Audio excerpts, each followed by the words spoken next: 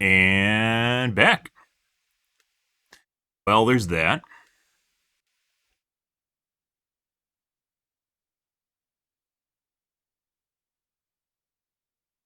Guess my internet went down? Good. Good, good, good. Good, good, good, good, good, good, good. Temporarily. Unfortunately, that makes a hole in my video. Fun.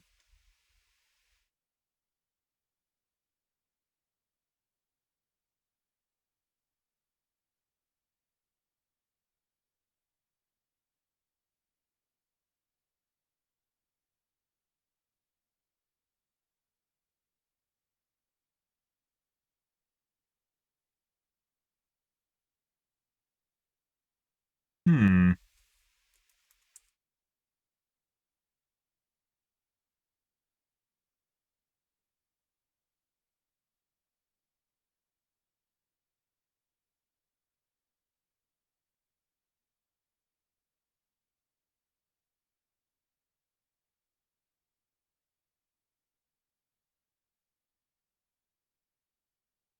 Well, that's always interesting.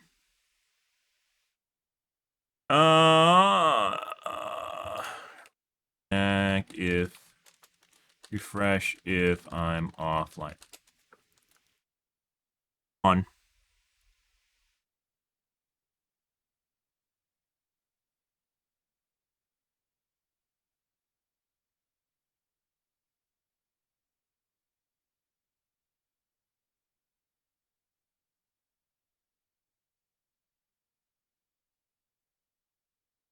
Oh yeah. Well. Anyways, where were we? We were watching whatever the fuck this is. Where you run. I'm on fire! I'm on fire! No, not humanity! Who would do such a thing? That would be me. Can't stop me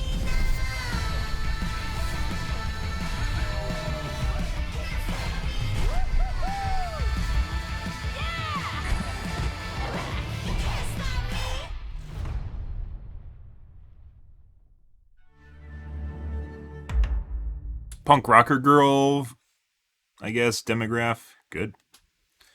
Well, whatever does it for him.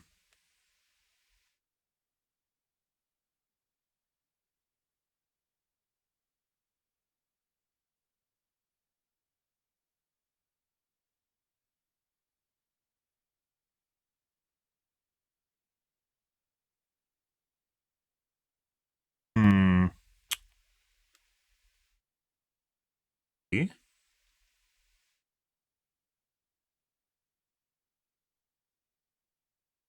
Yeah.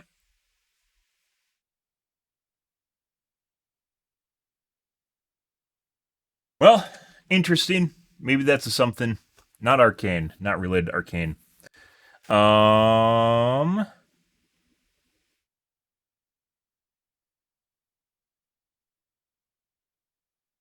Oh my god, someone's hating on Bud Light. That's gonna get a lot of views. Oh, slide break. Let's take a look at this. What gets FPS? GPUs. Uh-huh. What gets more FPS? More GPUs, obviously. True. Everybody thinks so, and manufacturers have been working on this technology since the late 90s. So then, what the heck happened to it? I'm gonna let you know a little secret. Come here. It never died, and it's the future. Now, that might seem like a bold prediction, given that NVIDIA just completely removed the multi-GPU links from their latest generation, even on the premium workstation cards. But there's Interesting. a clear... It's a good way to kill off a segment if you don't want to have like an idea or end up playing against low-end offerings, right? If you can imagine putting together two 3090s to make a 4090, right? Yeah, it's actually would be faster than a 4090. Imagine being capable of doing that. Then people would, like it would upset the whole $1,600 video card because you'd be able to put two $500 video cards together and get better performance, right? So AMD and NVIDIA axing Sly and Crossfire is generally a way for them to perpetuate basically product segmentation because you can't just put graphics cards together anymore. The technology was there. They didn't really go out of their way to try and improve it in the last decade, but it was there. And they could have definitely improved it, but they chose not to. core set for better performance through multi-GPU graphics solutions. And the most bizarre part is that it's Apple who ultimately did it. To properly see where we're going, sometimes we have to visit the past, which is why we got our hands on this legendary piece of kit. The Quantum 3D Mercury Brick is an 8 GPU design from 25 years ago that has a lot I think it eventually could. Crossfire could. That was one of their touted features like in 2012. And I think Sly can do that. You don't want to because it usually makes things all janky as fuck. They never ironed it out once again. There was a technology called Matrox or something like that. That's a video card manufacturer where you could combine Intel, AMD, NVIDIA all together. There is also a technology with DirectX 12 that allows you to use multiple video cards together. It was actually supposed to be like a Sly replacement. No one uses it. I don't even know what games support it, but it does exist. It's a technology with DirectX 12. It has to be DirectX 12 that allows basically games to address multiple video cards at the same time and then use them. And no one has adopted it. With Sly and Crossfire, you could put it into a mode where it alternates every other frame or divvies up and splits the frame in half. Alternate frame rendering, I even think that was called. Or splits it in half, which is a brute force way of basically splitting up the frame, right? And making it easy for the graphics cards to digest, and it works on anything. There's problems with a lot of Sly and Crossfire. Not a lot, but there's definitely growing pains in there. And yeah. With your future gaming rig than you probably realize. You can always do that. That's unrelated. You aren't going to be... If you game on it, it basically puts the game on the other GPU. Actually, I think it does pass through now. So you can technically just use another GPU for a monitor. That's not the same as it working in tandem with the video card. It basically chooses which video card it's using. A little bit different. I'm about to tell you about our sponsor. Zoho One did it. Dual GPU operation. In this case, on a single board. Now, these ones were intended for desktop PCs, but the primary purpose of cards like this was to drive arcade machines. More on that later. Because first, I want to talk about our sponsor. This extremely rare piece of computing history uses a 4-card setup with each card equipped with 2 Voodoo 2 GPUs. That is 8 GPUs running all together on the same workload. Now, I know what you're thinking. That looks like it would have a tough time fitting in a PC that also needs dedicated cards for sound, networking, and yes, 2D graphics to run. Yeah. Then there's a 4090, which chews up 4 video card or 4 slots on your motherboard, and you're like, maybe it's not that bad. The desktop, because the Voodoo 2 was 3D only, and you'd be right about that. But again, more on that later. For now, it's time to see this thing in action. I was going to be the one to install the brick in this simulator chassis from 1999, but understandably the owner didn't trust me to do it without dropping it, so I didn't, but we've got some B-roll of how it goes in. It's wild. I mean, all 4 cards need to go into their own PCI slots. Then it's got to be wired up to a VGA out and in. Then it's got to be wired up to a VGA pass-through at the back of the chassis. Then these 2 cables are wired up to the back for a feature called Swap Lock that allows more than one of these then $20,000 machines to be utilized at once.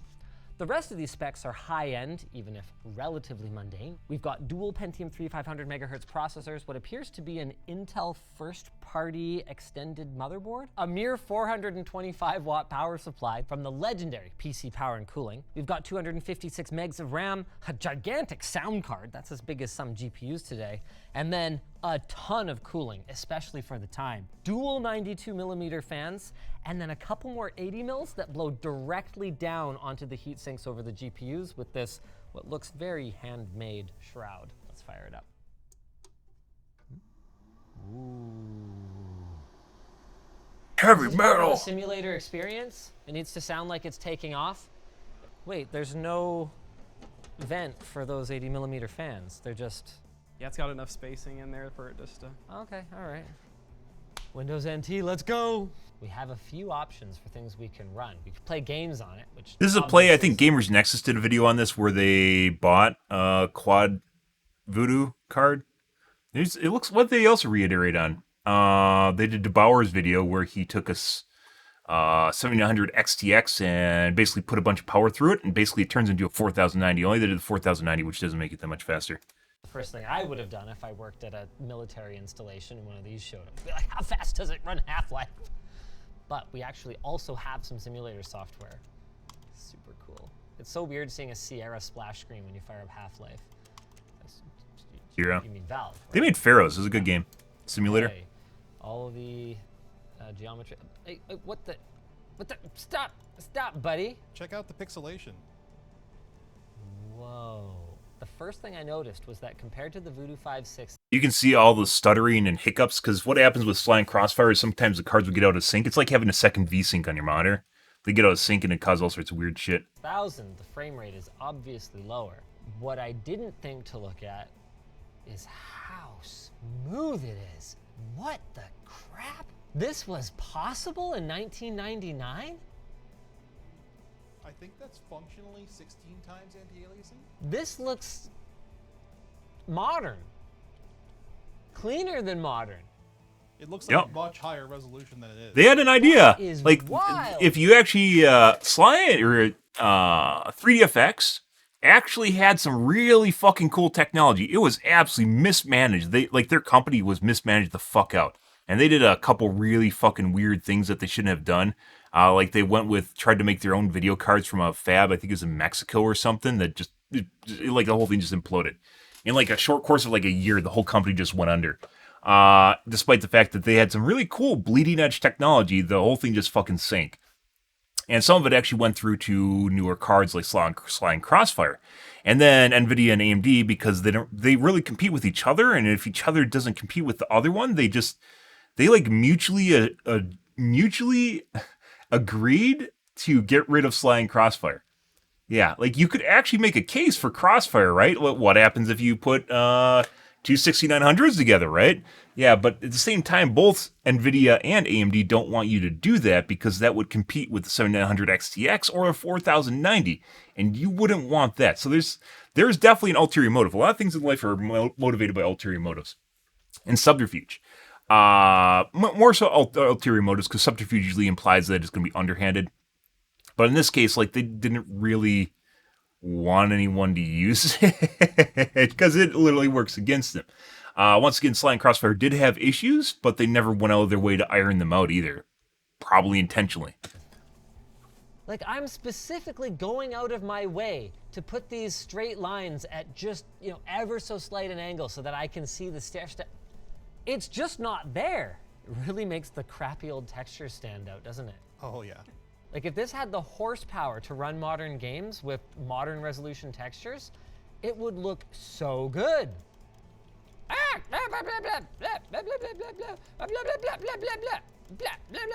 Got him. You can literally see all the It's hardware level anti-aliasing. Okay, that's pretty wild. Not I the think I desync. do kind of need to see it without the hardware anti-aliasing then. Okay, so how do you, is that something you can change while the game is running? Yes. Oh, no way. Yeah. So what No we're- way. Wait, what? So this is a Medusa cable. Uh-huh. So it's got a 26 pin guy here, two Yeah. VGAs. So what we're gonna do is we're gonna bypass this by just plugging into one of the boards individually. So in this case, each board is a dual GPU, and the other 3 boards are just contributing to more anti-aliasing. Correct. Yeah. Got So the bridge is basically combining the image. It's basically 4 instances. hairdo, of though, Voodoo holy 2 shit. SLI. Okay. Basically what it is. So I'll get the same FPS, Correct. but it'll look like butt. Crap. Exactly. We're both going pretty much the same place. Slightly different stages. I can confirm anti-aliasing no longer working. Now it still looks smoother than it would on an LCD just because CRTs they're not really pixels, they're more like dots. So they're not squared at the edges. But It's really another shame. It's really not that CRTs died out, but there's replacement technology for CRTs. Like Plasma is probably the closest thing to a CRT, and Plasma's died out because they're more expensive to manufacture than CRTs are, or than LCDs are, and the technology itself just basically went kaputski because there's a race for resolution, and then at the same time they're more expensive and complicated to make.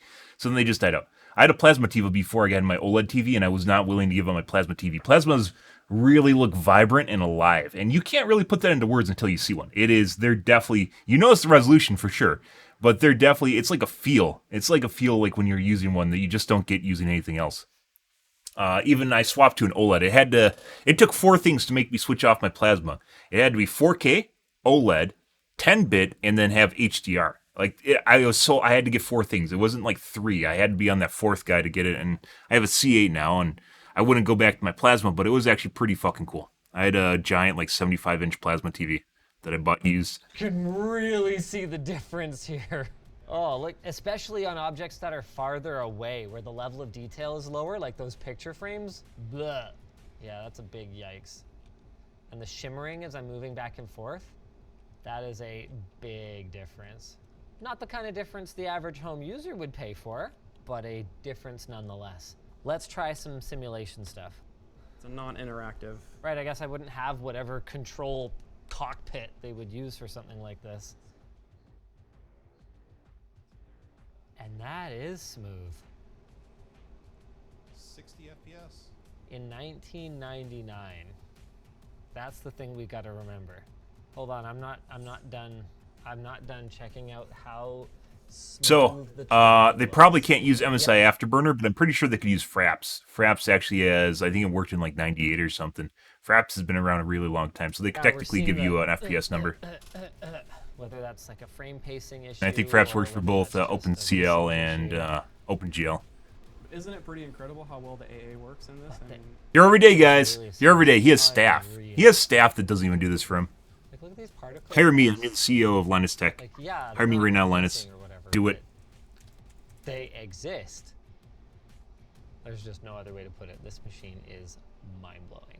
But what's most mind-blowing about it, at least to me, is that the maker of the brick, Quantum 3D, still exists as a producer of simulation hardware and software. If you remember the Evans and Sutherland SimFusion card that we looked at a couple of years ago, these guys probably would have been in competition with that at some point. Going back to the days of the brick though, they sometimes sold enhanced versions of 3DFX's single GPU cards to enthusiasts, with extras like additional video memory and texture units. But their main business was to act as 3DFX's arcade and simulation division until they were spun off as their own company in 1997. With that history, it makes a lot of sense that they had the know-how to create exotic solutions like these out of Voodoo GPUs. The first known use of a Quantum 3D card was Ice Home Run Derby in 1996, and a lot of high-profile games like San Francisco Rush would go on to use them too.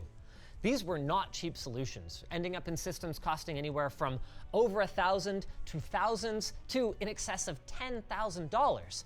But while it would have been unthinkable for a home user to spend more than a few $100s on a gaming device at the time, I don't even that was probably top how much you're going to spend. Fucking 4,090 to 60. Oh, they're going down now. But Quantum 3D's devices were used for military simulation, and even down at the low end, they could be expected to deliver tens of thousands of dollars of revenue for their owners, quarter by quarter Bitcoin? over the lifetime of the machine.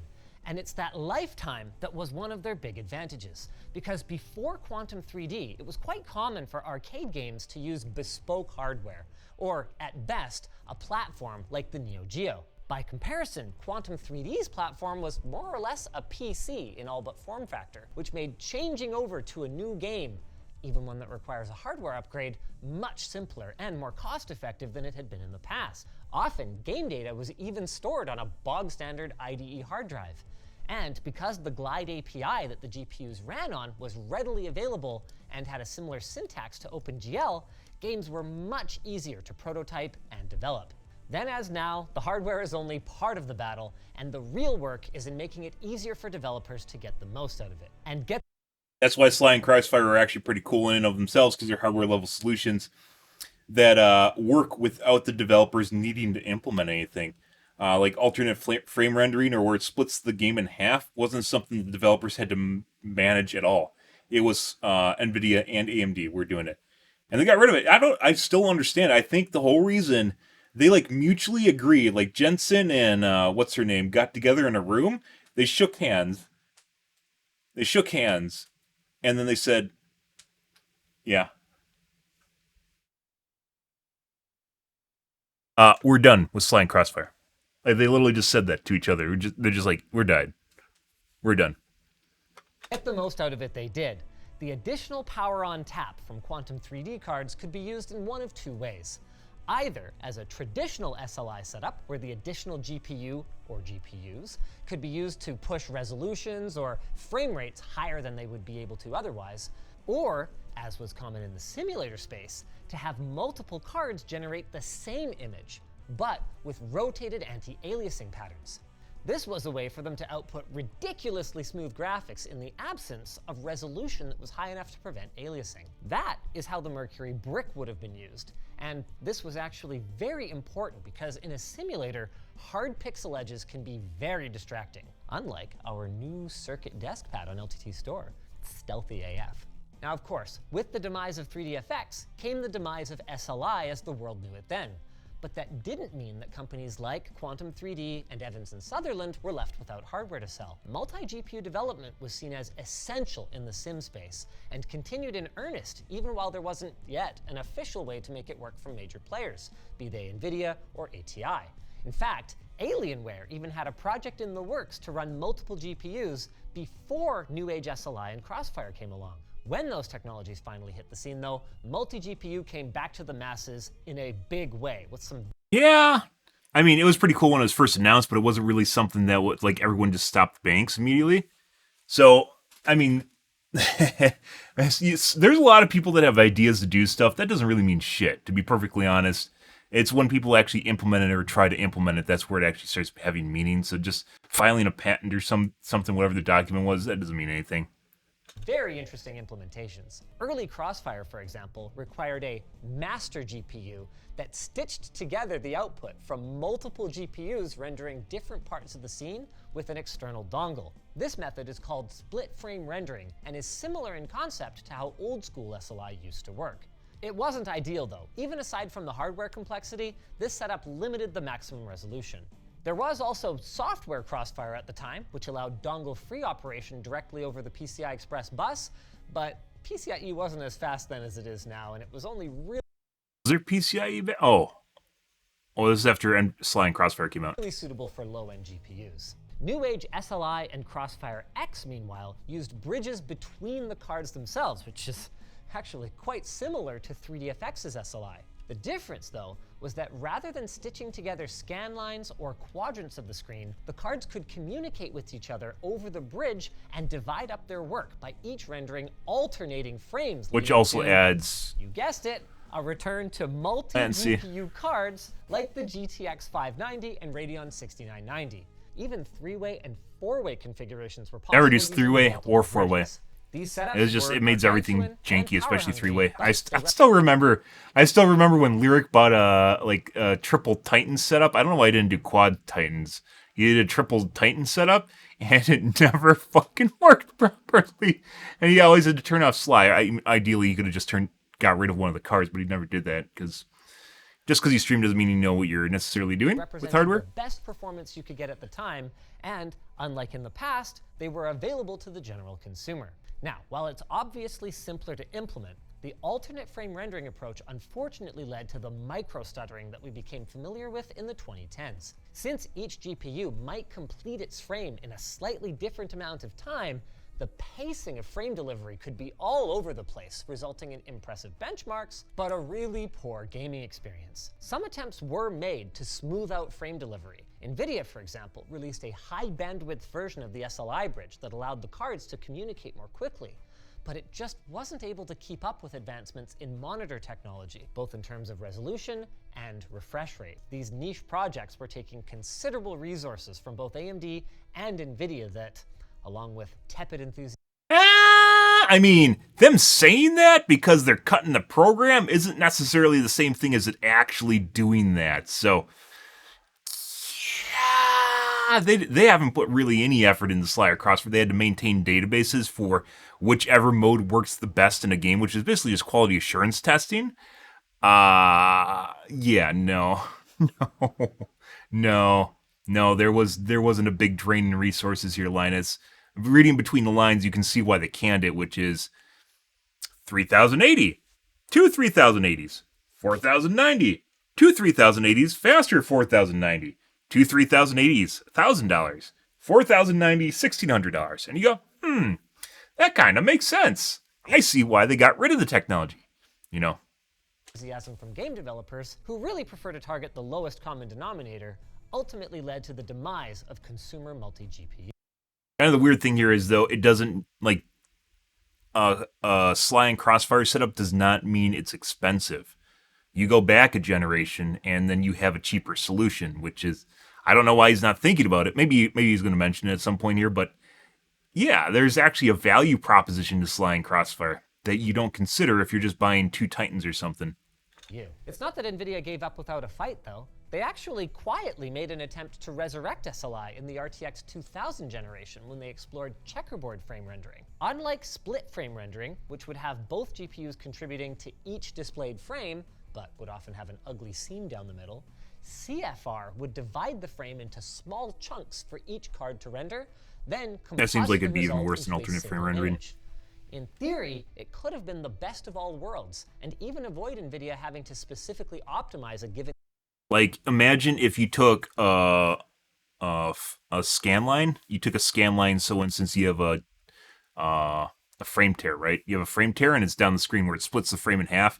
Now imagine if that happens across a checkerboard, which was part of the issues they had with like alternate frame rendering and such, or not alternate frame rendering, the one where it splits the screen in half. Was that occasionally they become desynced, or you notice the differences between which frame they're on, and it wasn't always pretty. So, yeah. Game for multi-GPU.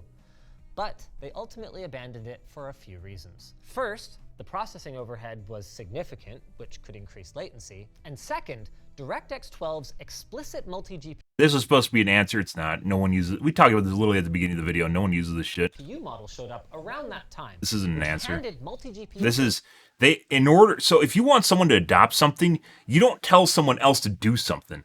That's not the way it works. They'll adopt it basically if it takes no work to do, like DLSS and FSR specifically. It takes almost no work from developers to implement, and it's just free performance if you need to turn down graphics. Yeah. If you decide, hey, we have this cool technology, but it takes effort, and you're like, you should do this, game developers like, maybe, yeah, that sounds like a cool idea, and then they literally just go on to work on their deadline.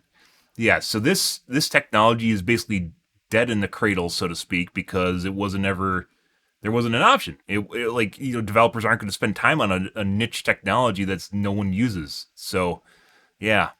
So AMD, like this is the same thing with like Steam, like the Steam machine, right? The Steam machine was part of the reason it was a non-starter is stillborn was because Steam decided they had to force it on everyone else. They're like, yeah, no, everyone else should do this work. Where Microsoft and Sony are making a finished console, right? They're both making a PlayStation, Xbox. Not making each other's, but the same thing. And it's one of those things. If you want someone to adopt a technology, you don't force them to do work to adopt it unless it's something really fucking good. This is not something that anyone's going to be like writing home about. FSR and DLSS applied to basically generations of video cards. control over to the game developer, entirely offloading it from the driver, which game developers obviously haven't done anything with.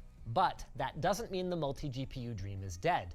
And of all people, it's Apple showing us the way. You see, the M1 series of SoCs I would actually think that far more in common AMD with might our bring it quantum back 3D as brick than an meets advantage, the eye. Have a because look it at these definitely die is. shots and you'll see what I mean. We could think of each. I don't of know these if no one has GPU looked at core this from blocks like a efficiency standpoint or price per dollar standpoint, because you can make a case for people using older video cards for a newer solution or something that is scalable in the future, right? So you had future proofing. That's something people might buy on. M1 Pro as similar to the GPU chips on our brick. With a fast enough interconnect, they can act as one to render a single output. Like Basically we see chiplets. in the M1 Max. But then, okay, nothing that we're looking at here is really multi-GPU. It's just a bigger single-die GPU. It's only when we move to the M1 Ultra that things get really interesting. You see, the 64-core GPU in the M1 Ultra acts, for all intents and purposes, like a single-die solution. But Apple disclosed in their launch event that it is actually a dual-die design that uses a game-changing packaging solution that they call UltraFusion. So it's two GPUs This is chiplet design, which AMD's been doing for Ryzen's for a couple of years at this point. I'm pretty sure someone else did it prior to them. It keeps going back, who came up with the idea first, but Ryzen's basically the first implementation where this has been a thing, so. Acting as one. It's SLI, but with absolutely none of the downsides. How on earth did they do it? Well, you see, the problem has always been the interconnect speed. See, traditionally, once you go off a single die, your bandwidth drops dramatically. That's why NVIDIA couldn't achieve VRAM coherency across multiple cards via their SLI bridges. The links were just too slow. It's also why tricks like split frame or alternate frame rendering have always been necessary. They couldn't just pool together the GPU resources because the left hand would have no idea what the right hand was doing in real time. But Apple did it, and both AMD and NVIDIA have also talked publicly about the possibility of future GPU designs that use multiple chiplets with high-speed interconnects in order to economically... So this isn't completely the same thing. And I would argue that this isn't really the Sly and Crossfire consumers want because it's not scalable. It's not something where a consumer can do this. Once you buy the solution, you're done. You can't upgrade this. This is... What's the point of doing it in the first place? I mean, you could make a more powerful GPU or CPU, but this is also prone to whatever AMD's or NVIDIA's pricing segmentation is, right? So from a performance standpoint, from a consumer standpoint, this doesn't make sense. This is a technology that's mainly for AMD or NVIDIA, and I wouldn't say this is Sly or Crossfire anymore. This is something that helps them out, and they're going to put it into their new technology regardless. Chiplet design is going to end up in everything for the most part. It's coming back, baby! But not really. How does this factor in? Well, the thing is, back in 1998, the bandwidth requirements for inter-GPU communication weren't as high. So your UltraFusion interface could look a lot more like this. It's really funny, isn't it? How the more things change, the more they stay the same. Just like I always do the same segue to our sponsor. Vessi. It's springtime, which means GPU Mad purchase with code Linus Tech Tips. If you guys enjoyed this video, go check out our coverage of the Evans and Sutherland SimFusion 6500 Cube for more multi-GPU madness. That thing is really cool. Okay, interesting. Cool stuff. Nostalgia, guys. Linus Techtainment. Still pretty cool, regardless. All right. Let's move on to the Reddits here, and then we're going to play some Gumazes. Overwatch 2. That he's never heard of again.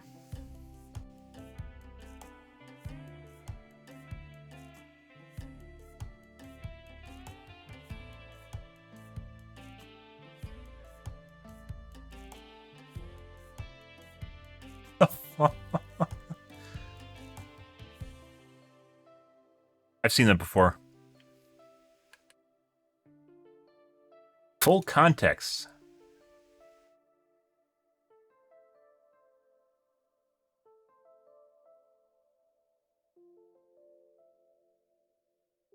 We're reporting on plenty on Overwatch 2 in the future, but for now, maintaining a live service game is hard enough without building a totally new game on top of it, which is hard enough without constant company crisis, which is hard enough without massive attrition, worth some empathy.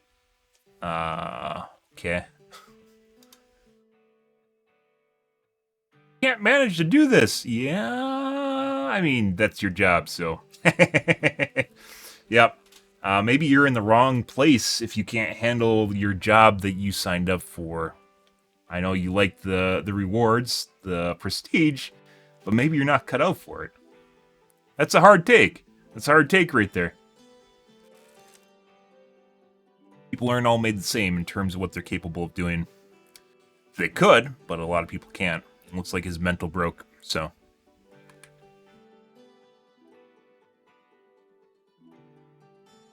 That was going to be avoided by keeping Overwatch 1. I think the intentions for Overwatch 2 were pretty good. I mean, I mentioned that the moment Overwatch 2 was christened, was it a bad idea?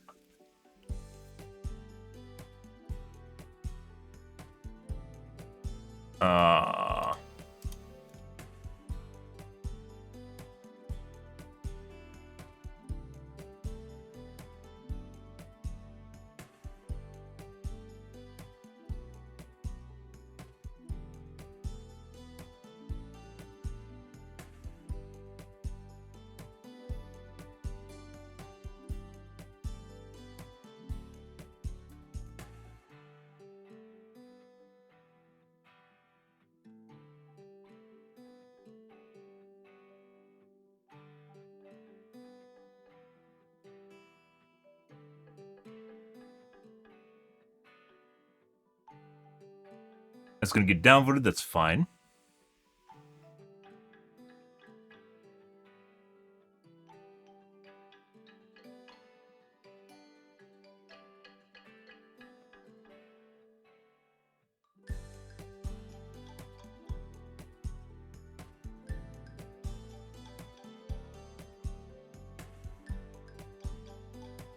Do reverse psychology.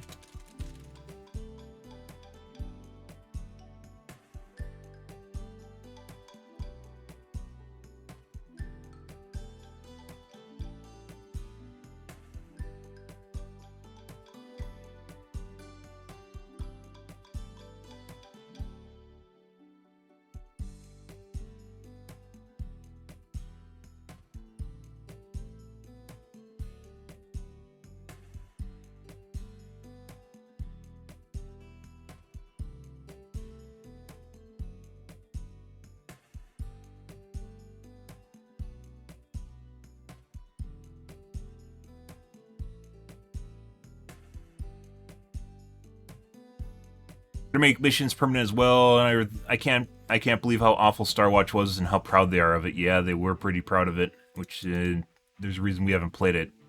There's an opening cinematic that you can't see or hear because it's bugged out on release. There's no instructions on what's happening. Every game I played of it was a total stomp. My friend and I did enough to finish the event and never look back. It's fucking weird. And like I've heard people, like there's people like on Twitter and Facebook that are like work from home works guys. Fucking after COVID, Blizzard as a company just fucking fell apart. And you can say what you want about productivity numbers and such, but there is something that their company lost during COVID that they didn't get back. And yeah, proof is in the pudding, and the pudding is the results that we are seeing from their game. So, I mean, they're supposed to be like, as far as like video game companies go, guys, Blizzard's like the cream of the crop. They're supposed to be the top dog, right? They're one of the top dogs, and they definitely are not showcasing that. Does Epic have work from home? Epic work from home.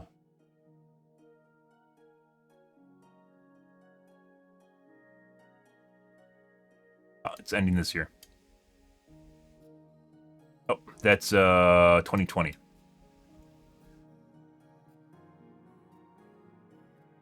Two remote days per month. Since November 21, most Verona employees are expected to be in the office 5 days a week.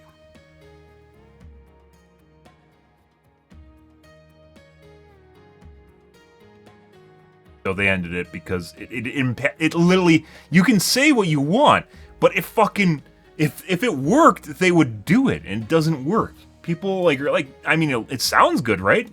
We've talked about this before. It sounds good. Working from home sounds great because people don't have to commute. People hate commuting. People hate going into the office. But when they put on their fucking bunny slippers, they can't get shit done. And some people can. They usually are the type that are entrepreneurs. They work for themselves, right? They're self-employed. But for everyone else that just there's no one barking down their shoulder, breathing down their neck, or keeping their mind on in the game, so to speak. And you can say what you want about distractions, but when you just don't get into the game in the first place, you're not getting distracted, you're distracting yourself. So, yeah, this is a hard argument to have, because there's people that are just like, no, this is the way it is, no. And you just look for it. And then, Blizzard was the same way. They're like, no, work from home didn't have anything to do with why the game's in its current state. And, yeah, it's not because of the fucking, the lawsuit, the World of Warcraft lawsuit. That's definitely not it. It didn't just destroy their entire company and no employees are able to do anything because because they had a lawsuit. No. I don't believe that.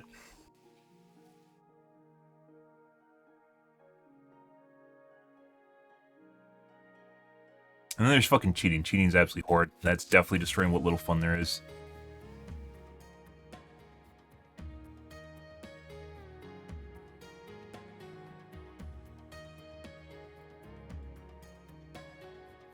I genuinely think they spent more time talking about Star Watch in the dev video than kept my attention for. Yep. We fast-forwarded through the Star Watch part. Yeah, I watched it for maybe about 3 minutes, realized they weren't talking about shit, and it was just basically a bunch of them jerking each other off about how good of a job they did, and I fast-forwarded to the actual dev part. Yeah, it was either a fluff piece or designed to make it look like they're all buddy buddy over there or something. I don't know.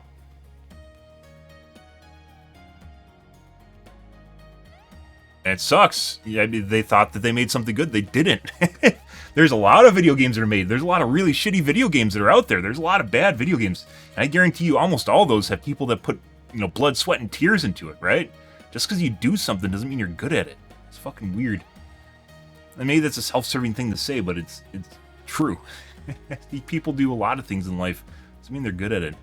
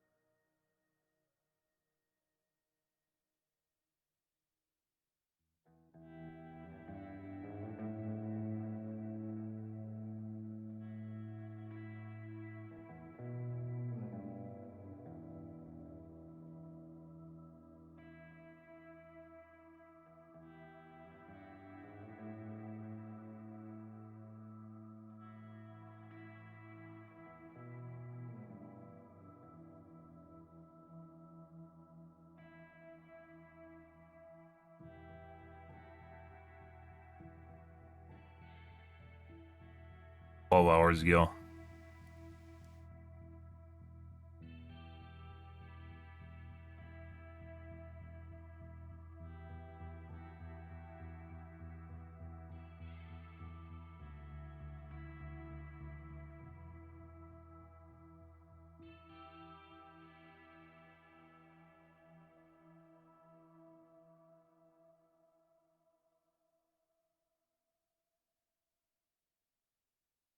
It's absolutely insane. People that harass everyone even associated with the game. Like, I'm sure our director had a say in PvE before PvE being canned.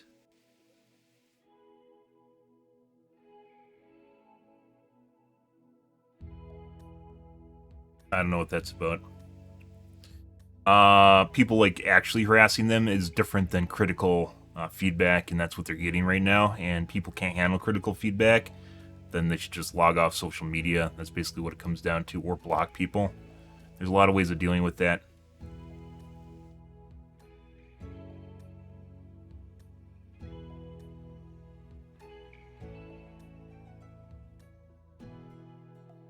We're watching no new content for 2+ years while we worked in Overwatch 2, yes.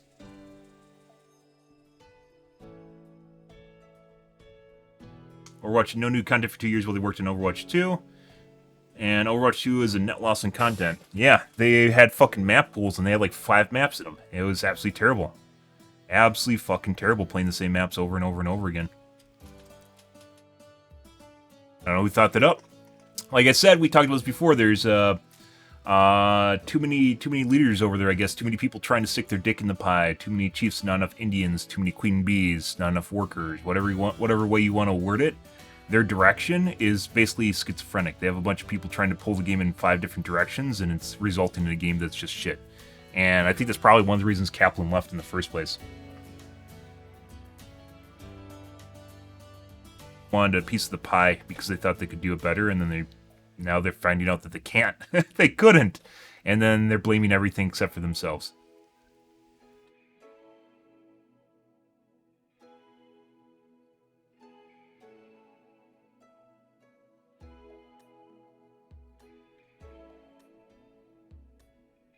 Get rid of the live service. This guy doesn't know what a live service is.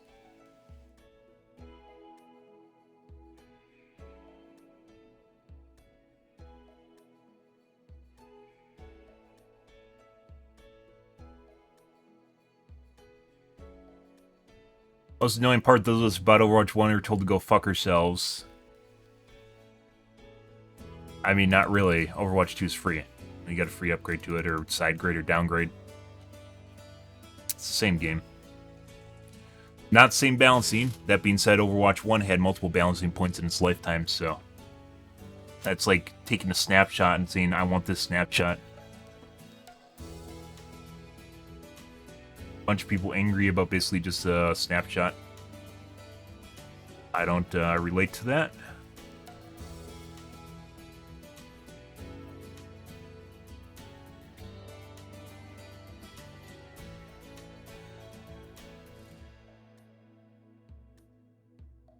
Your promise over deliver. I think they were probably on point to actually have PvE in Overwatch 2. When did Kaplan leave? 2021?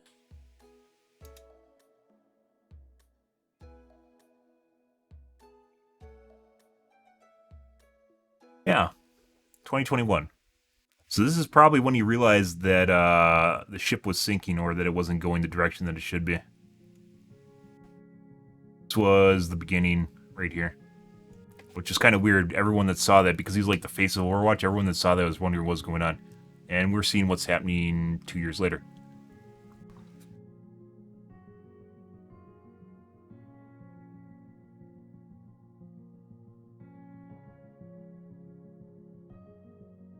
Yeah, he just gave a PR statement.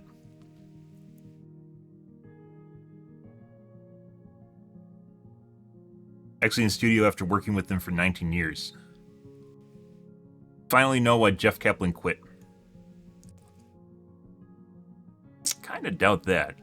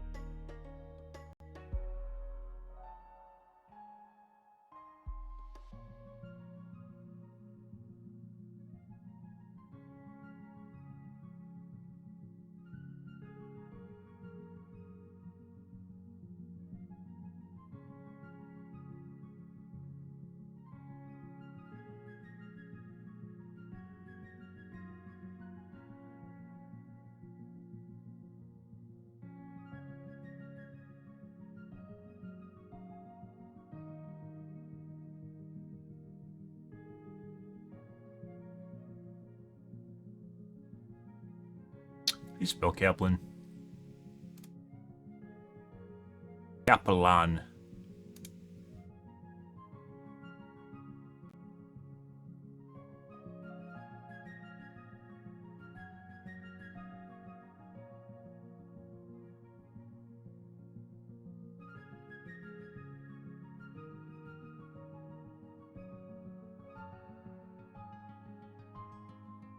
I bet Star Watch is supposed to be part of the actual game. Their PvE.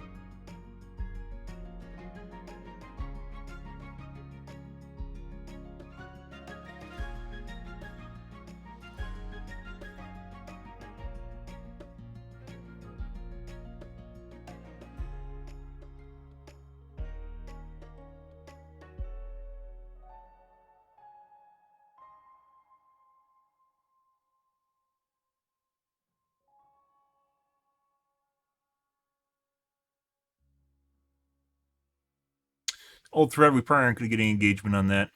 15 hours is too long. That's what she said. Oh.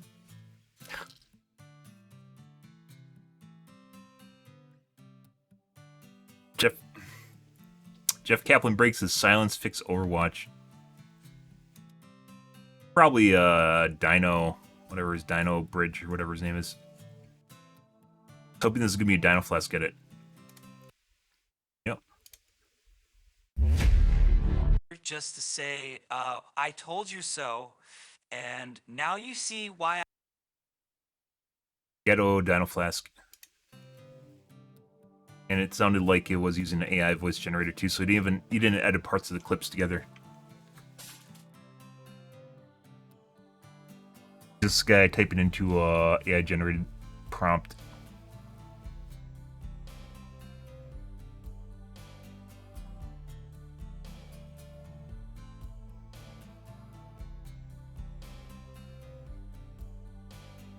Are they so slow at updating the game if they aren't working on PvE? Good question.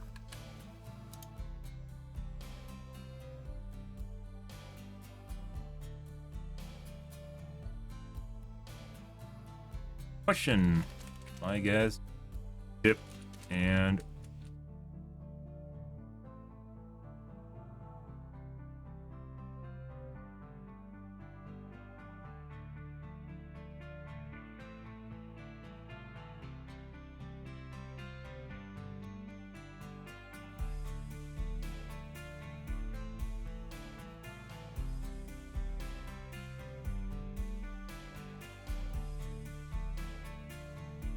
hero reworks are pretty hard to implement. No, they aren't. They aren't. If they have to design completely new abilities and test an iteration on it. Literally, if you just open up like depending on what game you are, you open up, you can adjust values or data sets. It's not that big of a deal. It's making the character itself something new, and then even then, oftentimes they'll recycle a lot of old content. Dead by Daylight does it all the time. They have like a fractional amount of the developers that Overwatch does. They aren't a small company by any means, but they aren't the size of Overwatch. Actually, maybe they are. Behavior is actually a pretty big company, all things considered. They aren't indie.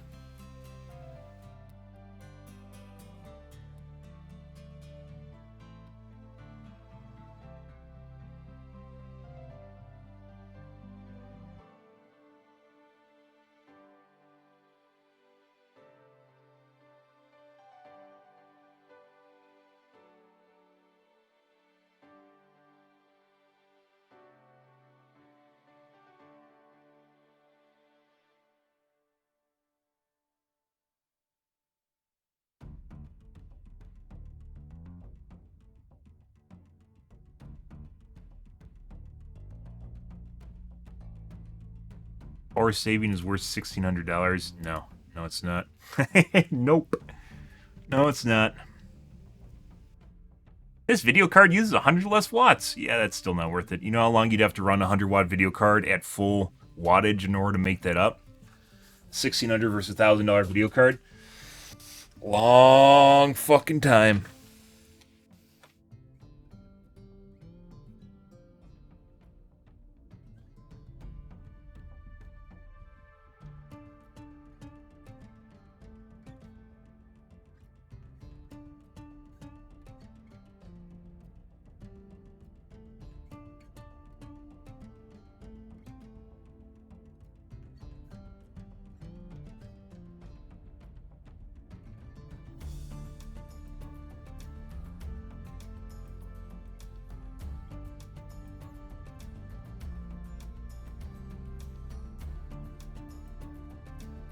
Okay.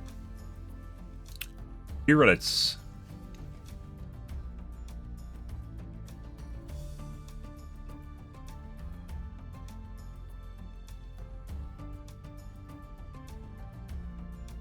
Took a look at that already. DVD Reddits are usually lots of drama. DVD loves its drama.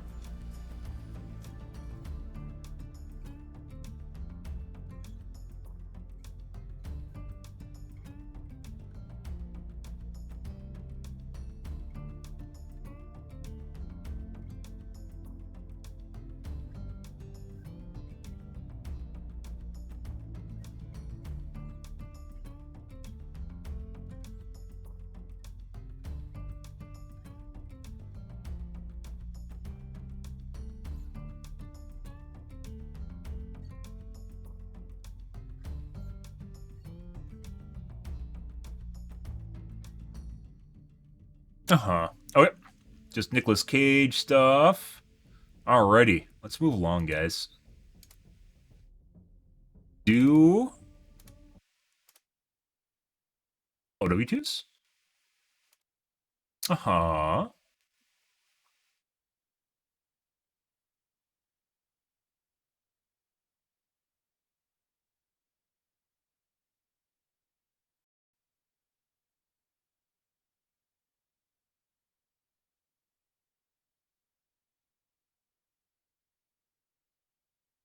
Ugh.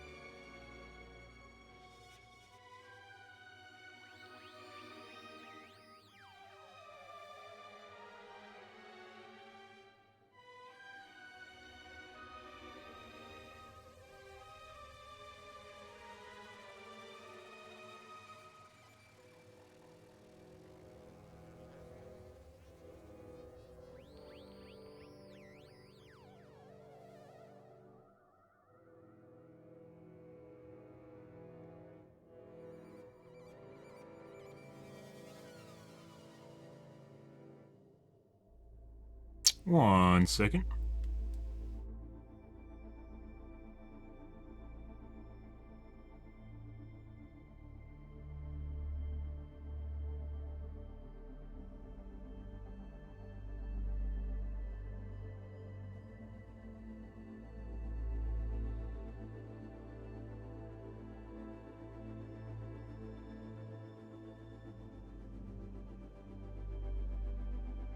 Okay. I'm gonna go take a piss, guys, and grab a water. I will be right back.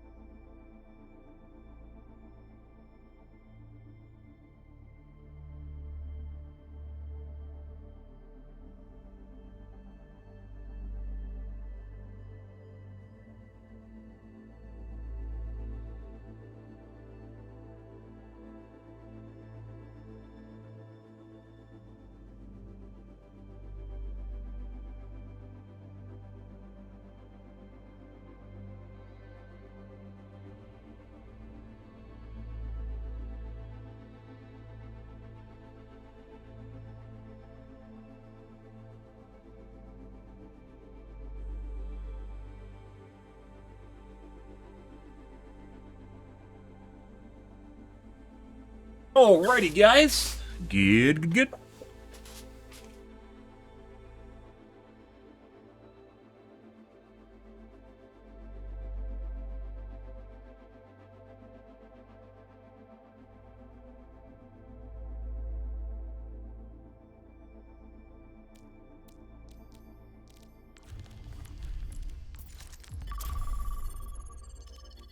Let's move along.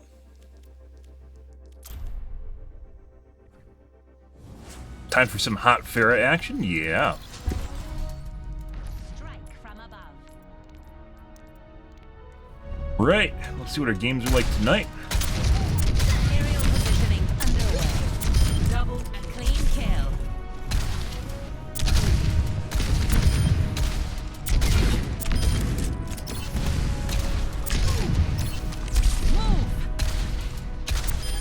Yes. Where's your jetpack? Justice served. Yep. Arriving at Watchpoint Gibraltar. Prepare to attack. Select your hero.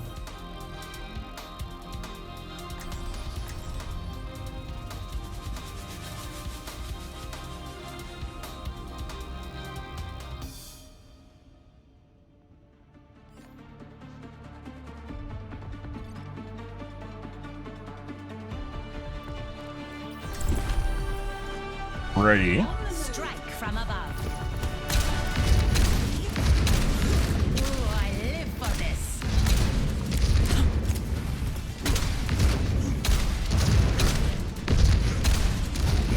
No idea who that is. It would make peace so much easier. Over here.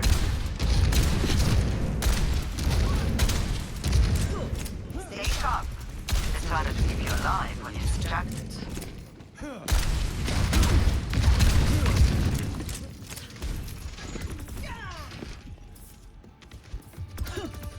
Alrighty.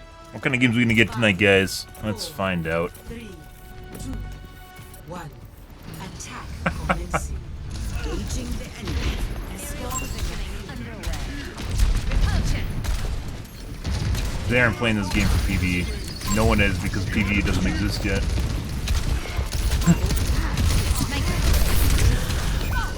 That's a pretty silly thing to say. Is this game's dead to me because there's no PvE. You weren't playing the game in the first place for the last 7 years because of PvE. I could use some help. Okay. Making another. On my way. Enemy here! Enemy over here. The payload advances.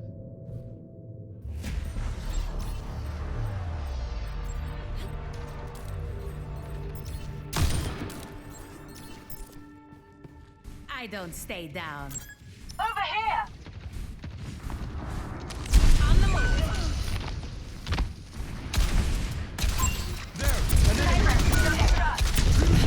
Yeah. Moving the needle.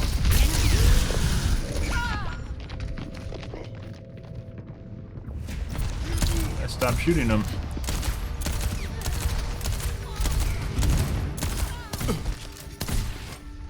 The skies await. Hi there!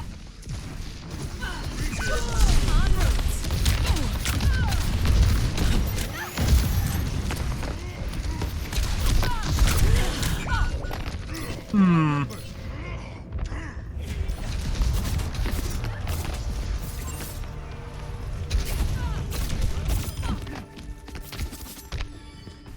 Always more to learn. I see an enemy here.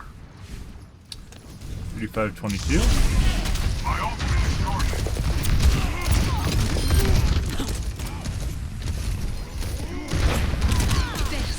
Fuck was that? She just tried to shoot me from inside the wall? Payload forward.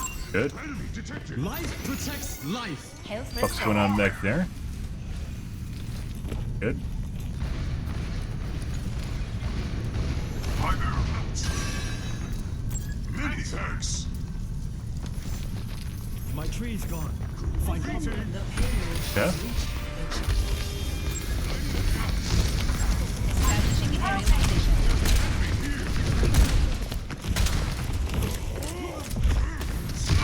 Be careful.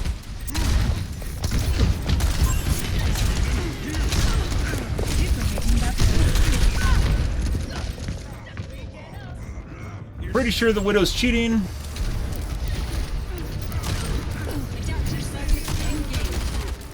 Should I shoot through the Echo? Is that a model thing?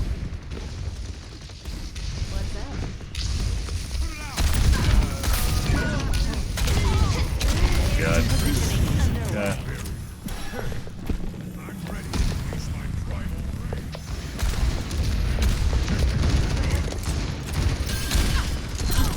Okay. My ultimate is ready.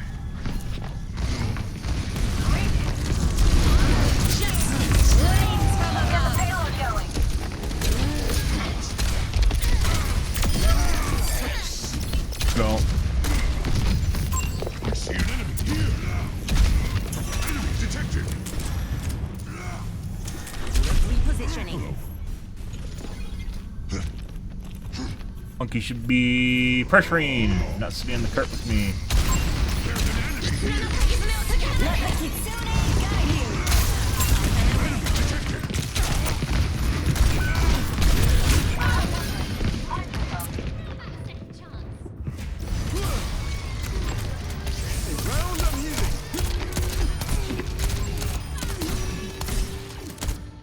That aim is literally all over the place, guys. If you look at it shaking, but he's seeing accurate shots. See an enemy here. Group up with me. We've got this. How can I adjust?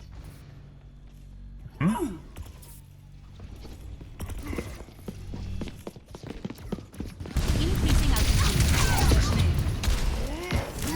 Excellent. Discharging.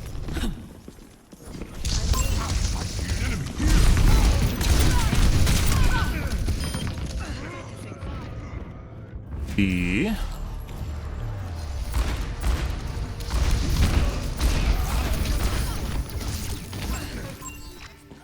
Let's show him some air power. Analyzing for possible improvement. good. One of those games, guys. I had a lot of weird games like last. I played this morning. The games this morning were also fucking weird. It's either there's a lot of cheating or there's no cheating at all, and I can't tell. Maybe I'm just playing with like top 500. I don't think I'm playing with top 500 players, so.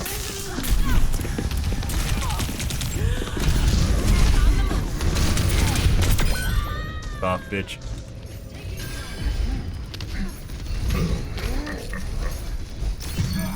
Life protects life. I don't stay down. You just waste this tree again? Captain Amari, reporting for you. Good.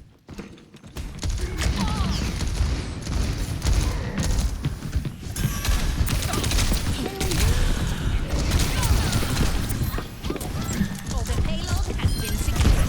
Let the Kitsune guide you.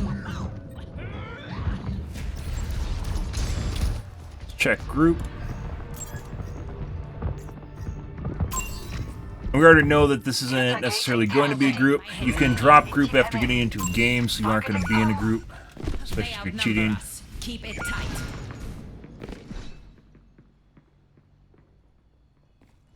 Good. It's fucking weird shit. The Widow very certain is cheating, which is now the Tracer. The Kiriko, we're gonna have to watch the replay. Kiriko almost might be treated like the whole fucking group here, except for the tank. Fucking games.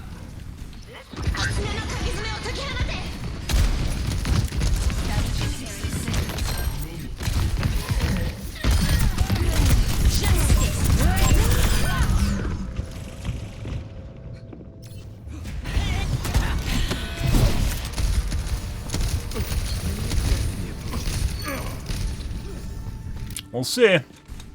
Like I said this morning, I didn't play last night because we were in the podcast all night. This morning games were fucking weird as shit. I think there's a van wave, so.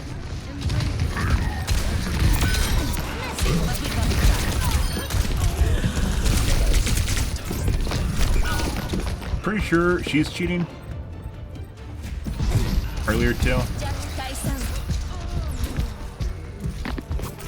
Yeah, she's cheating. It snaps to your chest on each throw or head. Good. Alright. Let's go take a look at the replay, guys. Normally we don't look at replays. This is a pretty loaded match, though, so... Good. Look is me. Let's see. So I think 4 of them are cheating. The McCree, not so certain about. But it was every time you get close to him, he hits all of his shots, which could be a distance-based aimbot, which also happens. So let's take a look at the Widow at the beginning. Actually, we're just going to report Widow. I don't want to spend too much time here, so... let's take a look at the Baptiste. Nothing to be worried about here. You're going to... Everyone's getting better.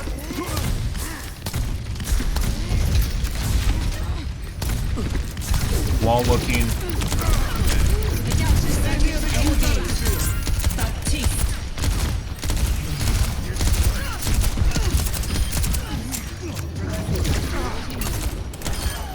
Tangled with the rock. You're completely healed. His sensitivity is way too fucking high. I'm on the attack. I could use some help. Hello.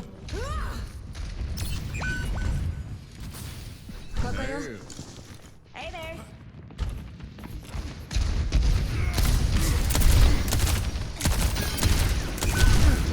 You cannot. Draw strength from nature.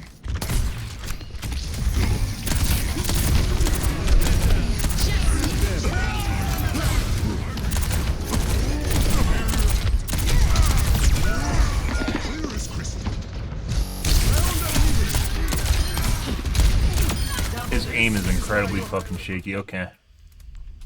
Let's see. Baptiste, this guy.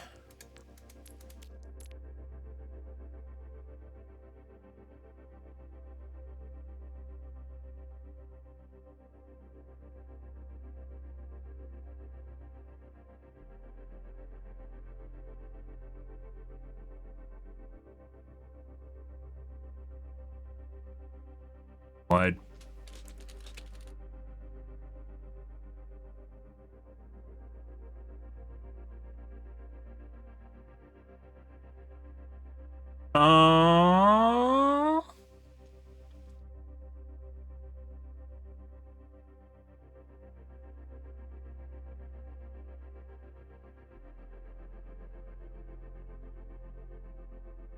Okay. Take a look at the Widow, too. Kiriko. No, I'm not gonna look at the Kiriko.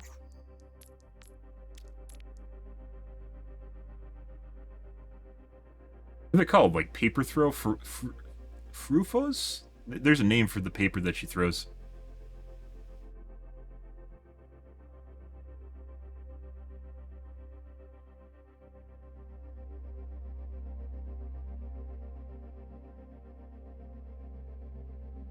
Oh, the Baptiste snaps between targets.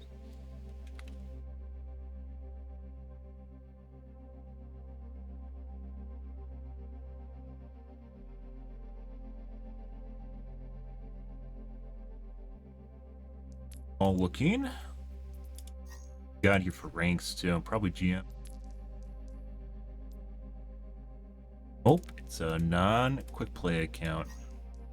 Non-comp account.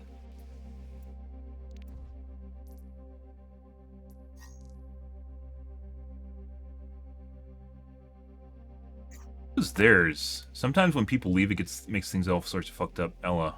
Okay, I reported the right guy. That guy, Kano. This, that, and then also the McCree. Holy fuck! What a way to start out the night, guys. Usually the first game has a bunch of cheaters in it to begin with, but this seems worse than normal. Take a look at the Widow.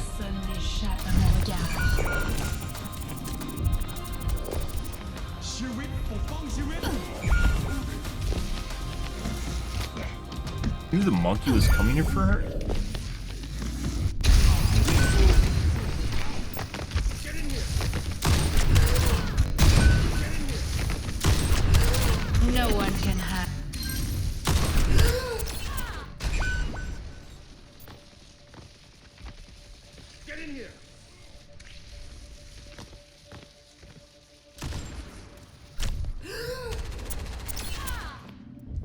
No one can hide. Whereas I thought she tried to shoot at me through the wall. She didn't. She shot at where it was behind the wall after I left. Back further. Watch your back.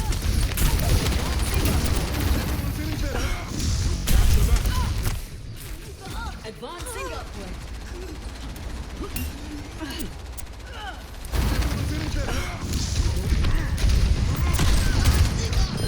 Thank you.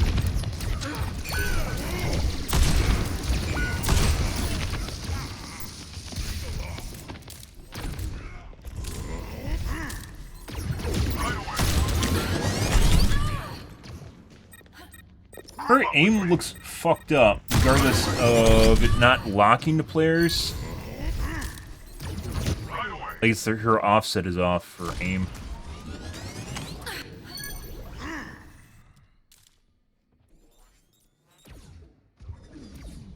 Right away.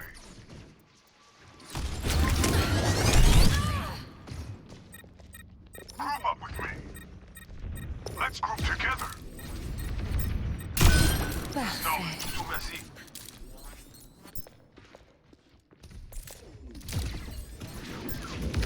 There is the cart there, so you can't go off the idea that they're actually just watching the players. Although sometimes they do watch players without anything behind it.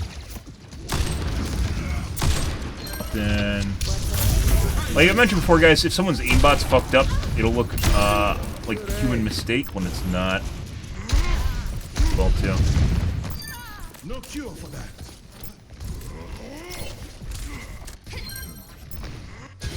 Fast forward further.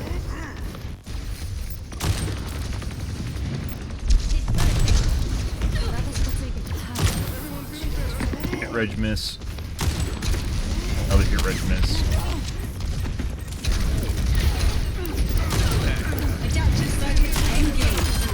From sitting there.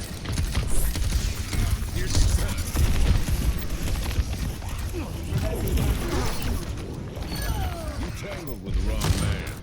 Completely ignores.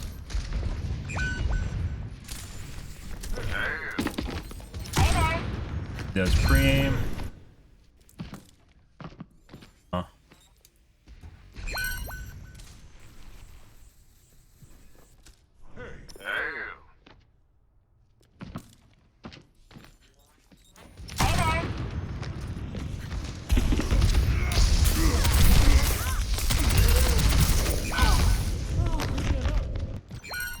I read you. Clear as crystal.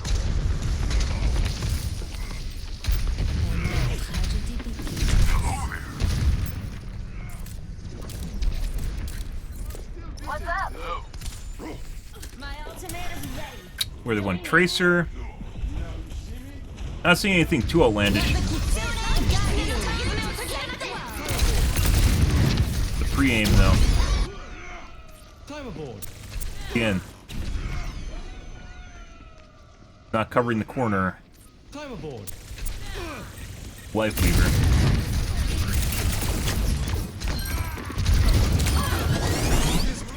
How about a second chance? Get into the field.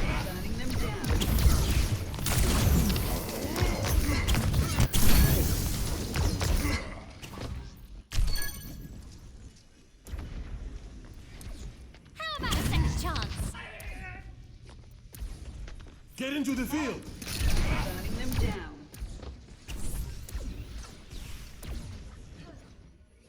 Shooting. Alright. And you just saw a snap between two targets behind the wall.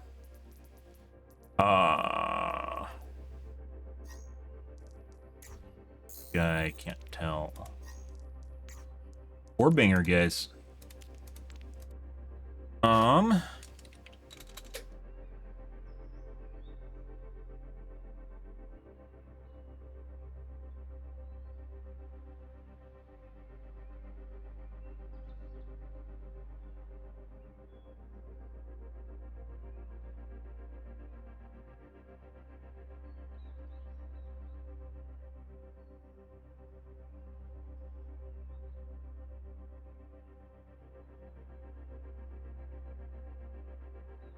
Yeah, like I wouldn't report them for their aim. And it was the pre-aim. Multiple cases of pre-aim. Pre-aim is a dead sign that someone's cheating.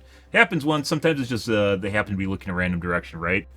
But when they start doing it multiple times, people do not look at corners to cover angles. We've talked about this before. People do not cover corners to cover angles. It's not the way the world works. Okay. Take a look at McCree now. McCree I was unsure about. I don't think he's cheating, but we'll still check anyways. That I think he has a distance-based aimbot.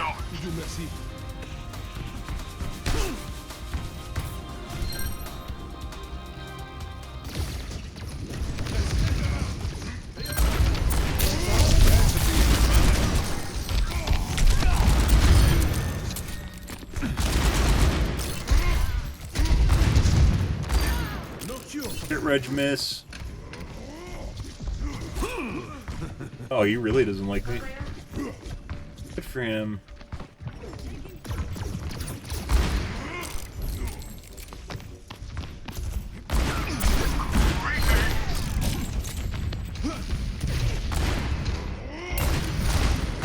Whoa.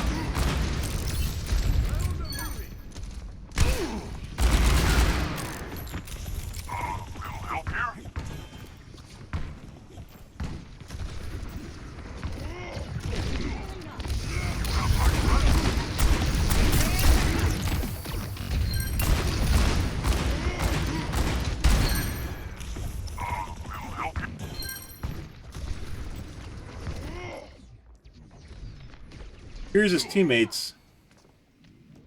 There's nothing there on his screen.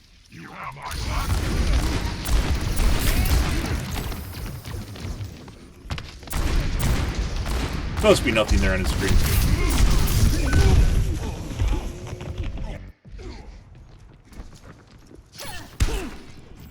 The payload has reached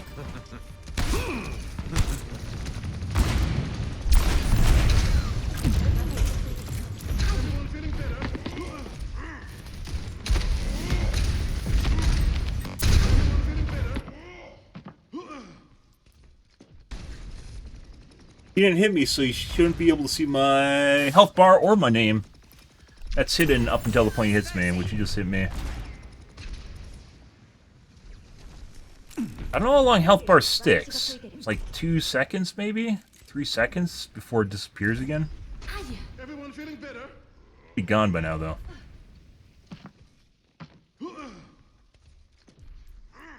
How do you?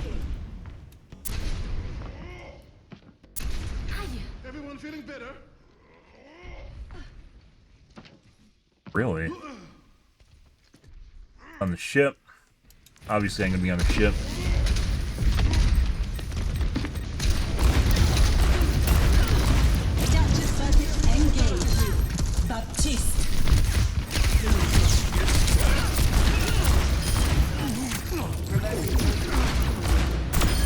You tangled with the wrong man. I'm on the attack. I could use some help. Hello.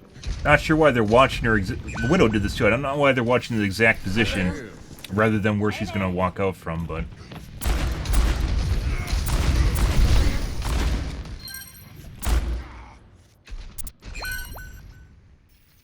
So how many people did we report already? 3? This is possibly the 4th. Hey there.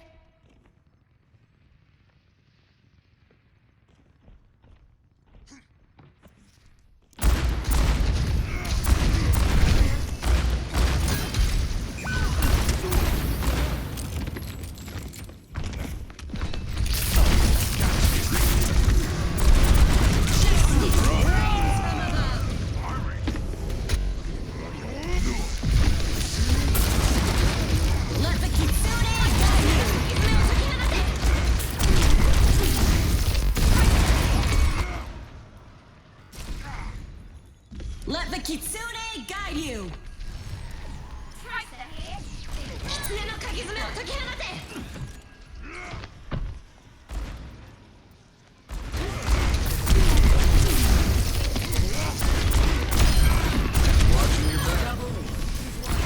Baptiste.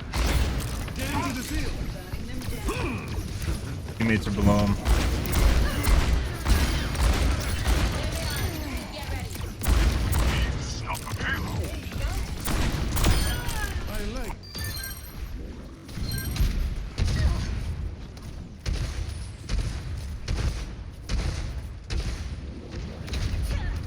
Hi.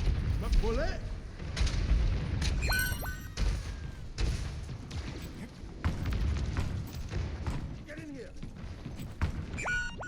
ชีวิตปกป้องชีวิต ここよ。こんにちは。 Hi. Ultimate is charging. My ultimate is charging. Hi. Ultimate is charging.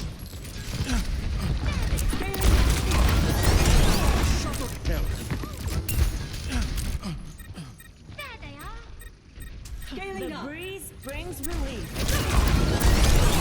I think he's fine. Unless there's something super convincing here. Like I said, in the game, I was pretty sure he's fine, but then he had some weird shots. But that'll happen, regardless, just playing the game. Okay. So, 3 cheaters in our first lobby tonight, guys. Next game. Yikes. I said this morning was fucking weird, too. Strike from above. Float like a jellyfish. Sting like a jellyfish. Normally we don't go looking at replays because it takes too fucking long. You can spend 2 to 3 times the amount of time of the actual game in the replay itself. And over everything. Not even everything. Like, what, we didn't spend that long looking at Kiriko, I think. Or at all? I don't think we looked at her at all.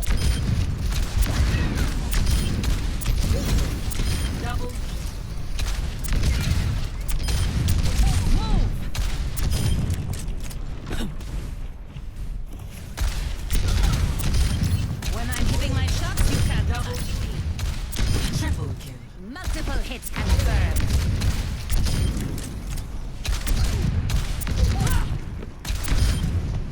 Taking 2 years. I don't think No! It's my loot! Down. Good. Double terminated. Double.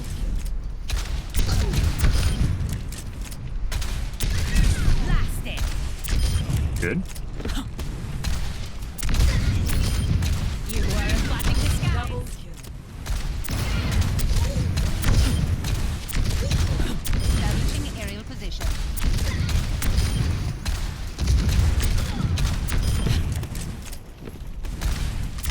Move. Touch the sky.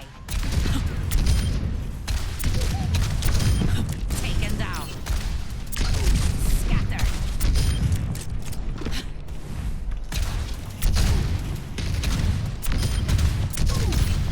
Double kill.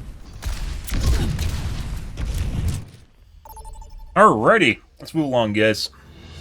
Good evening, guys. Happy Turf Fry. Select your hero. This game's gonna be much better.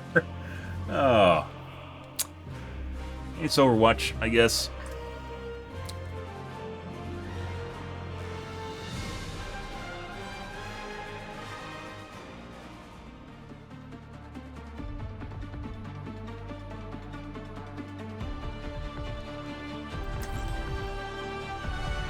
Strike from above.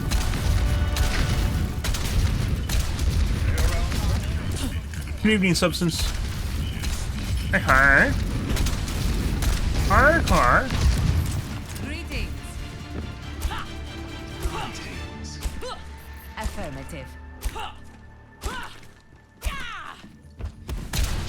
You build me a bike. Money's no object. He is an artist, not a mechanic. All right. How about a new chassis for Bob? Intriguing. 5, Gonna put Bob a new body? You can't do that. 2, 1. Bob doesn't like it. Attack commencing. Action objective A. Get on over here. Someone remove the railings.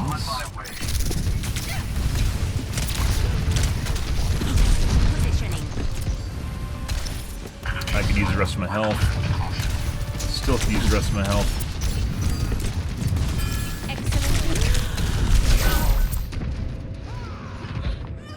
And just eat.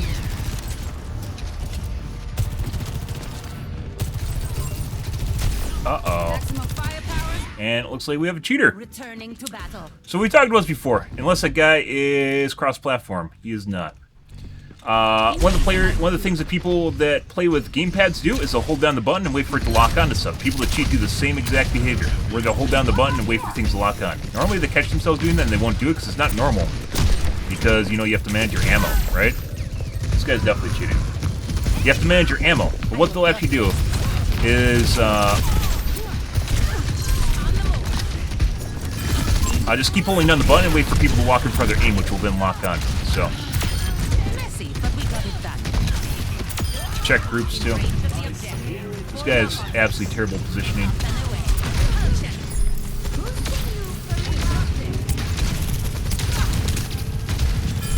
Notice how he can't lock on when I'm, my chest and head are above the wall, so probably is a shit aimbot. Good ones will use bone mesh and they'll be able to lead you at any snap point on your body. They'll have multiple snap points. Bad ones only walk to your chest and head. Yeah, that was literally just fucking fired at my brain. Dead. Let's check group. I mentioned before, this isn't really working anymore. It used to be an easy way to figure out whether or not people are in groups together. Making another So it's probably a approach. 3-stack. But people figured out that you can figure out how they're in groups now by inviting people, so they'll drop group if they're in a cheat lobby. So if they get reported, they won't report the whole squad. And result in basically a squad blight.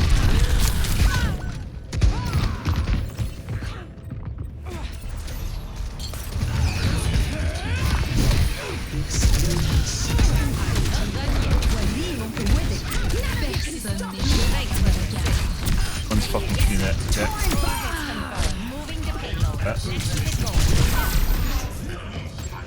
Get healed.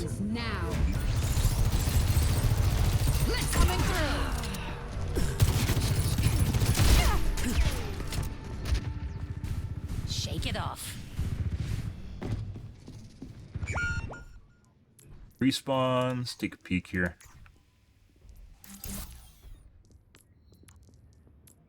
Oh, used to be a diamond. A little bit of a master, though. Oh, there, GM. Increasing altitude. Them. High power.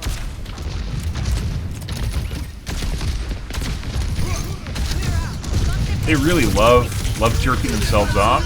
So if they see you inviting them, they'll try and entice you to make conversation with them. You don't need to, though. You don't need to talk to anyone, as it turns out.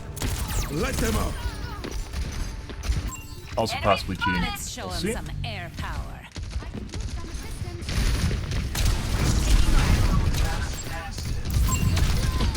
Enemy here. Okay.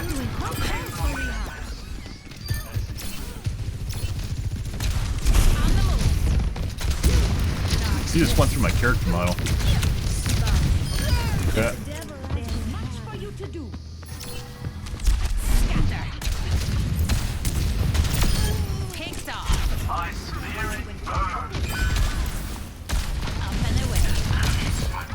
Enemy over here. There's a widow. I power. En route.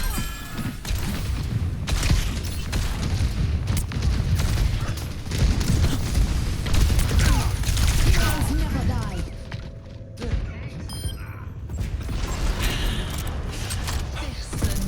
Good. Oh my god, heals. Hey, buddy. No, we're gonna line of sight. Hey, buddy. Bye, buddy. And we line of sighted him so we couldn't get shot by the widow. Basically made a safe haven where we could kill that guy. You want to kill me? Yep. I'm on fire. Aerial positioning We didn't die? underway.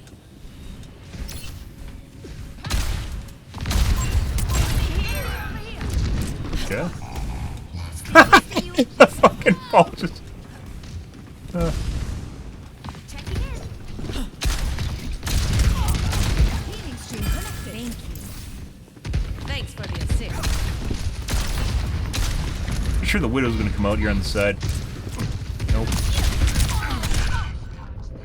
Still there.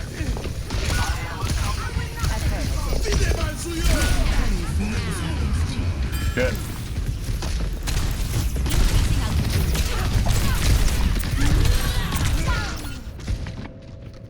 Foster heals.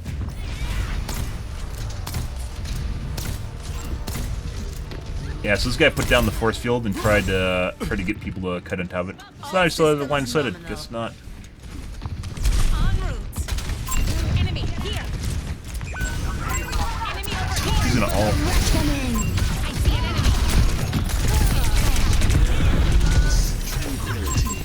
This guy.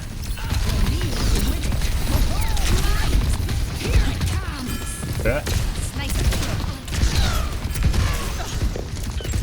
Establishing area position. Want to ask me? Yep. You must ask me a question. I see an enemy.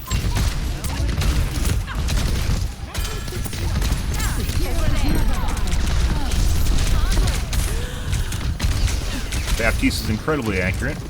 Hit him back over the top of our teammates. Up and away. Personne n'échappe à mon regard. Pretty sure Bap is cheating as well.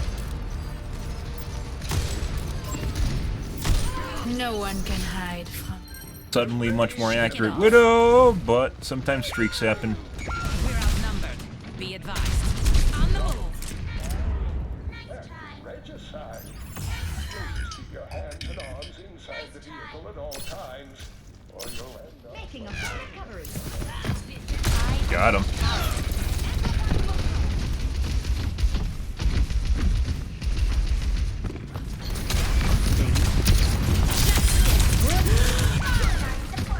And Baptiste again.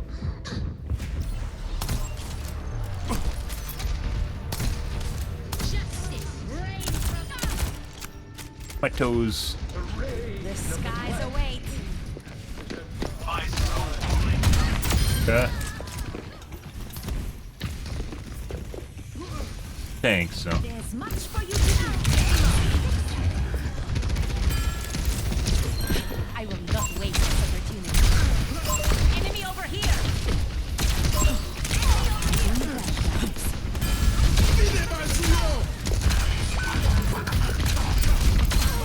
Really wants to use it.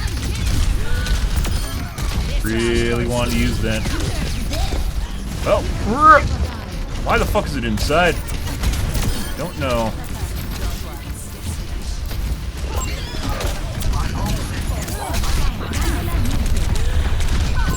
No.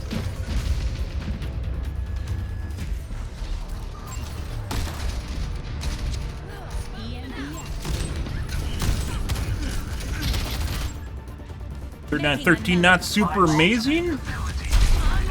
However, we are getting suppressed pretty heavily. Aerial positioning underway.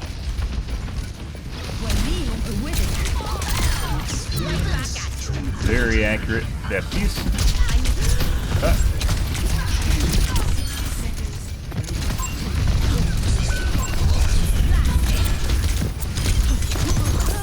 Fuck is that? Why is the Sombra back there? What the fuck is that? I thought she was in front. I guess she teleported out just then.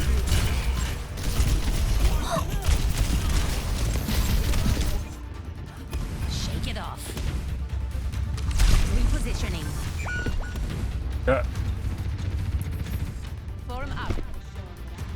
30 seconds Yeah. remaining. I ain't a quitter. Get in there. My ultimate is charging. I have the payload. Thanks for the assist. Personne n'échappe à mon regard. Yeah. Give me a cheeky fuck. Okay. 20 seconds. Time is short. Press forward. We'll get it, ball.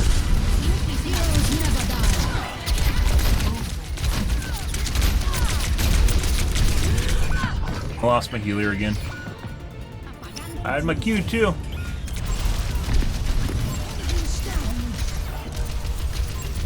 Aww.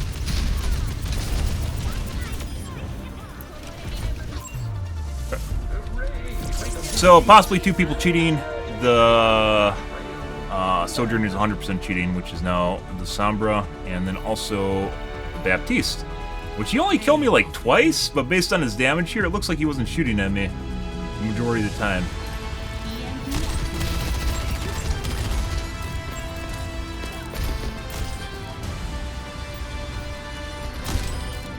What? And that guy might be cheating too, even though it seemed like he just got a little spurt in there. I think that was just an off-screen snap. So, let's report the Sojourn, because obviously they were cheating. Guy.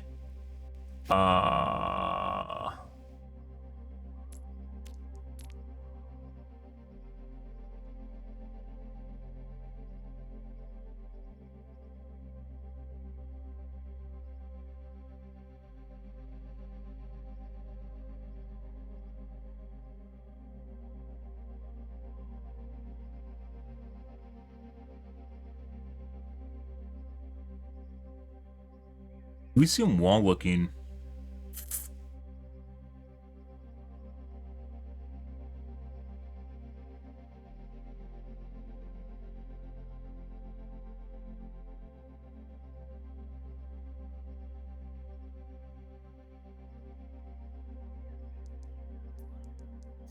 Alright, guys.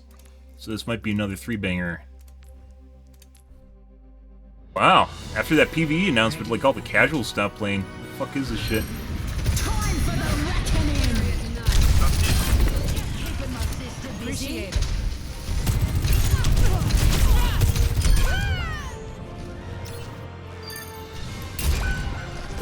Gonna get his revenge kill in.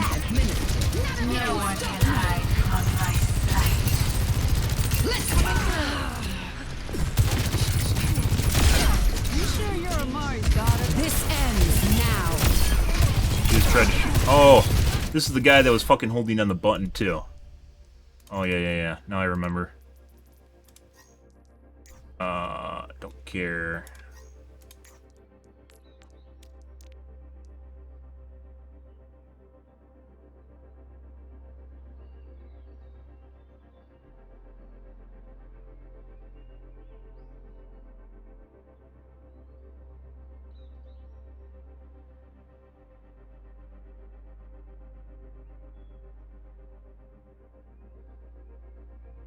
Yeah.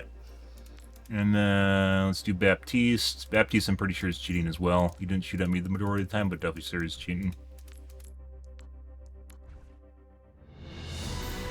Ready.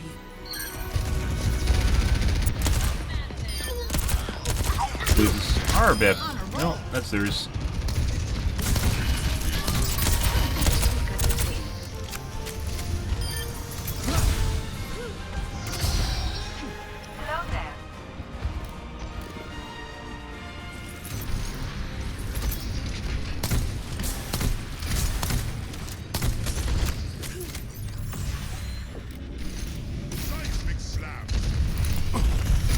Let's get somewhere more interesting.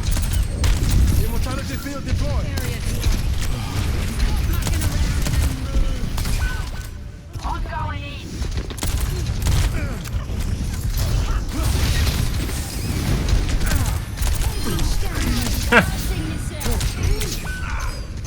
Okay.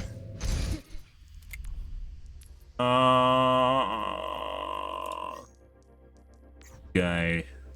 Another GM?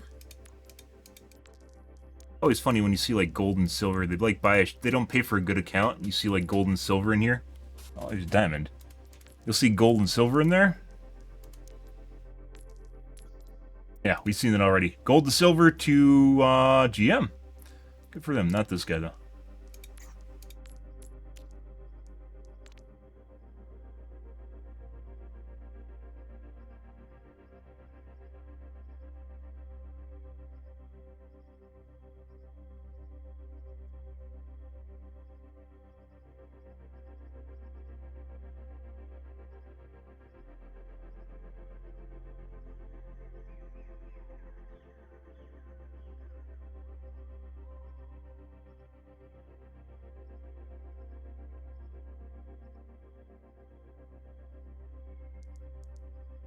Parallel. Alright, and let's take a look at... Widow might have just got lucky. But when we saw the Pachi... No, I don't know.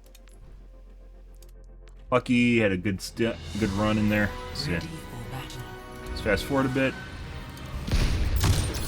Wasn't really anything super amazing. Little girls have no place on the battlefield. Did I just fast forward to the Pachi?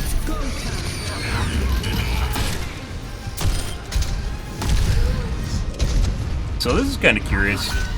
Depending on the kind of aimbot, it will actually lock to individual items, like Baptiste, just like aim assist. It'll lock to like Baptiste Immortality Field. Sometimes it'll do mines too.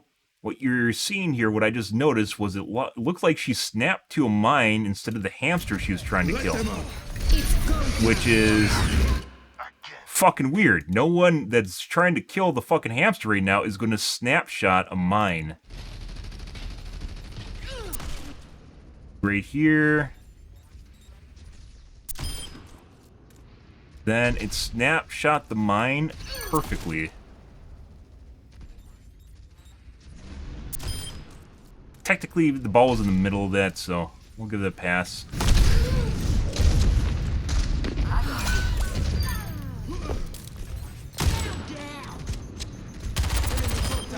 You must be having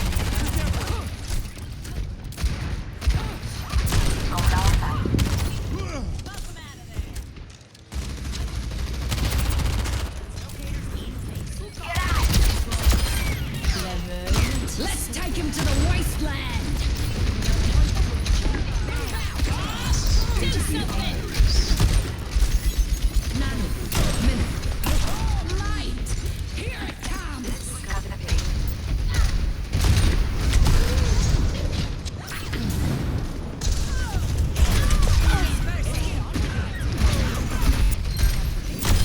No one can Revenge kill, because I got him good. catch you later. Get in here! No one can hide from my sight. EMP activated. This guy's cheating, he toggles on and off throughout the match. Which is kind of looking like that's what's going on here.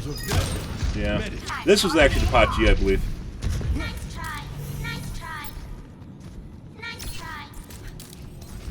Nice try. I'm in.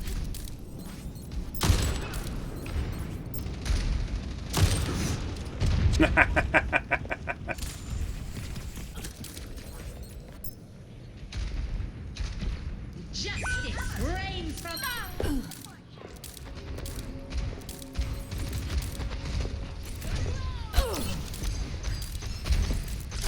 Get into the field! Let's go!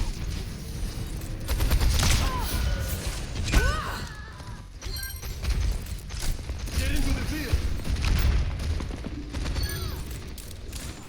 Let's go!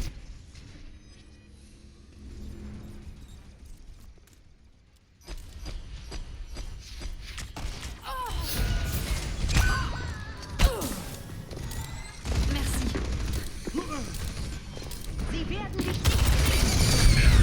Wer hat ihn auf? Round of healing!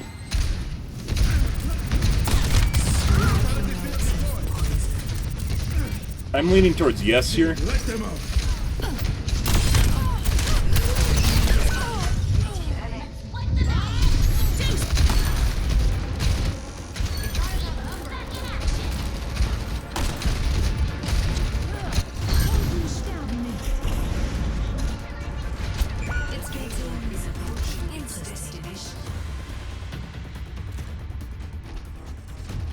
It's not the tank, it's not the doorway.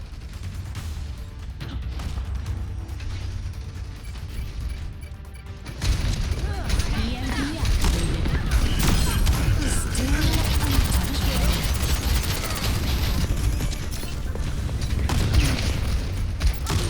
Get in here! You'll be safe in here!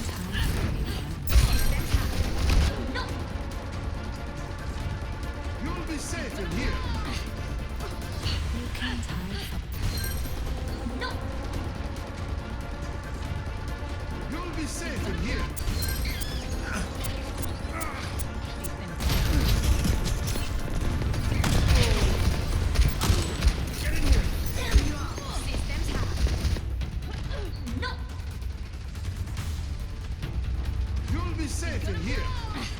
It's also the corner, so there's that.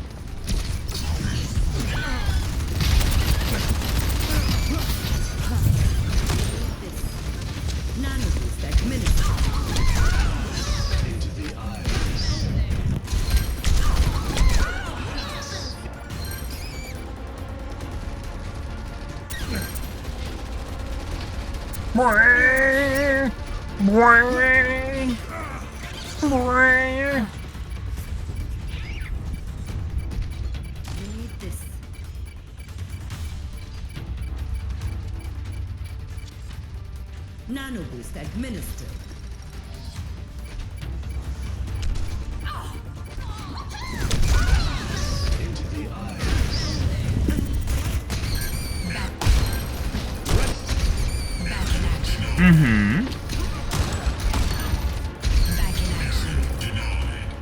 This guy loves revenge kills, pre-aim.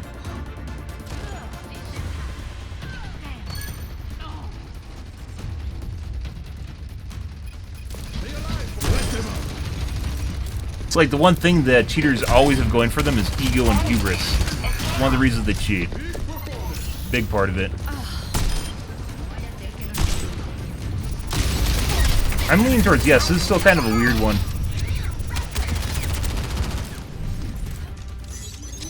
30 seconds remaining. You should have watched your She's just gonna kill everything now? No one can hide from my sight. That taints things a bit. Activating self-destruct sequence. 10 seconds. They don't have much time left. Helden sterben nicht. Overtime. Deine Pflicht ist nicht getan. Running on!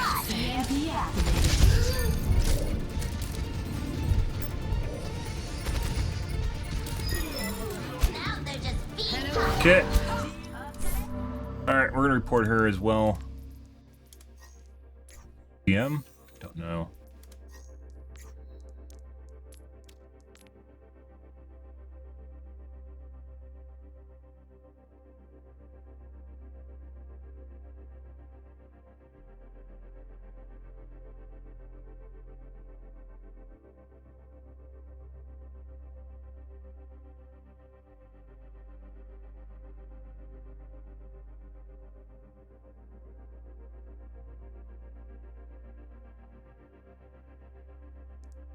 Okay.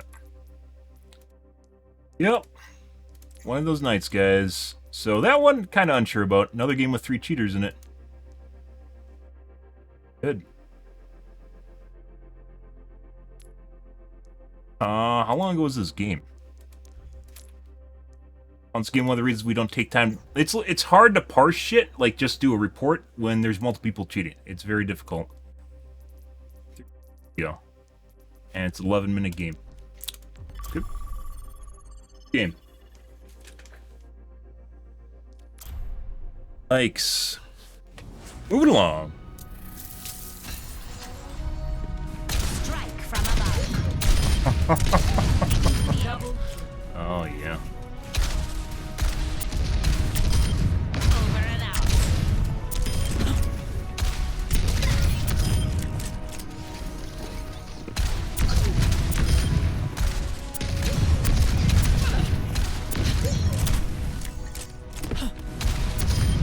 Picked off.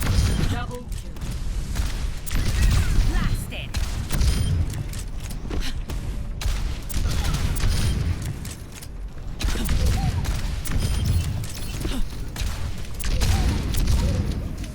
Increasing altitude.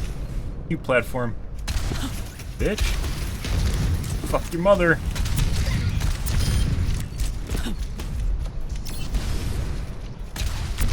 I don't think so. Hmm. Terminated. Move.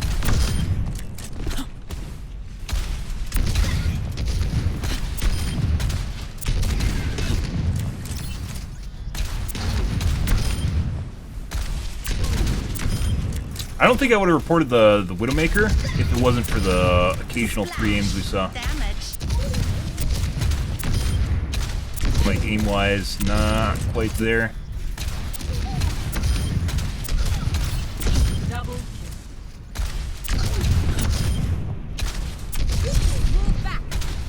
Miss. Mind Good, good, good. Messy, but we got it done. Establishing aerial position.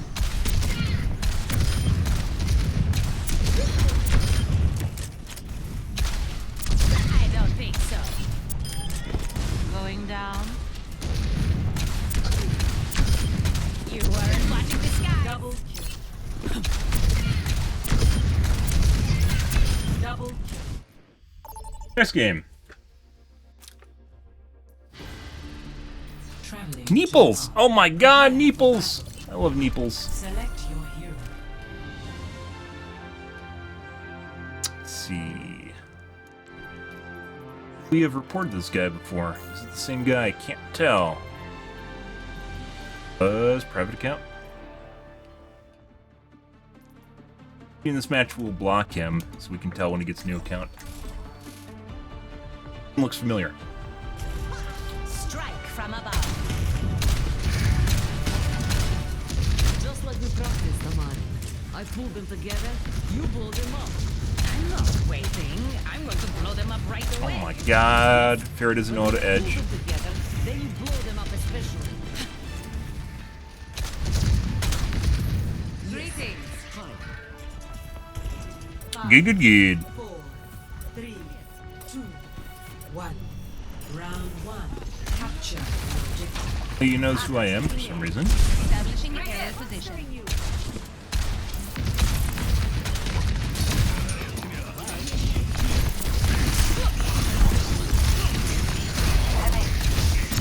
On the move. Hey, buddy. How does he know? He's a knower.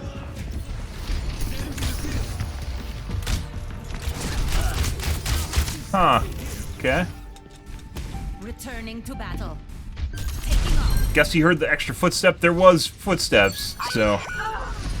Yeah. I require healing.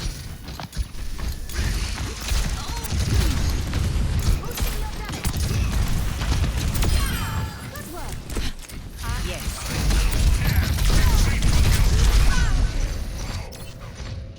Is it after I eat away? Sometimes there's desync. A lot of desync, actually. Went off. On his screen, I didn't move yet. Better than this. Come on. Shred it. I died before I moved on his screen.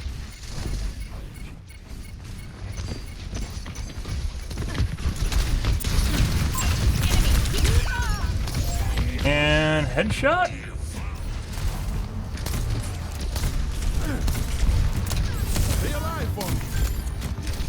I think the Zenyatta headshot me. Nominal. Okay. A danger foreseen is half avoided. One of these. Aerial positioning underway. Okay. Thank you. What the fuck is this over here? I already killed Zarya. Oh. No one went in with her?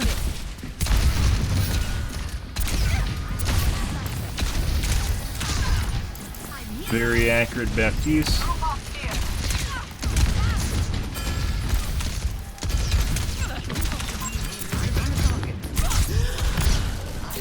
I knew I could count on you. Taking to the air. Heroes never die. Scatter. Drop them.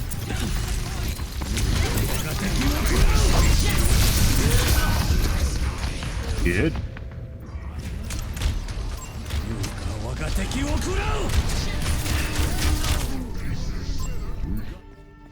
I don't want to talk about it.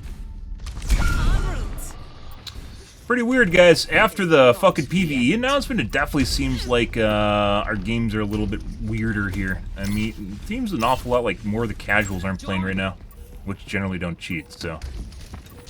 Yeah. Establishing Take some,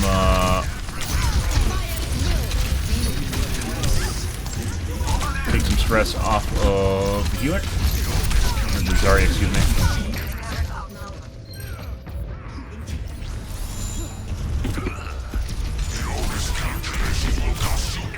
Looks like he's cheating. There's, Hanzo also looks like he's cheating as well, but we only got 1 kill cam on him. That's it. Good.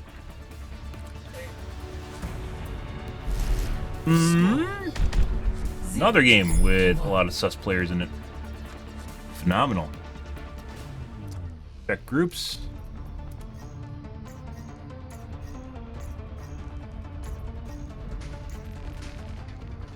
Four stack. Isn't that what you want?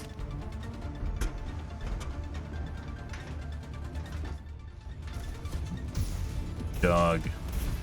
That was the Hanzo, I believe. As I mentioned before, I'm pretty sure they do not put multiple teams in a game. You could do 2 2s or 2 and a 3 stack. I don't think they do that for the sake of balancing. From what we've seen, it definitely always seems like it's just a complete stack. So even though it could be a 2 2s, I highly doubt it.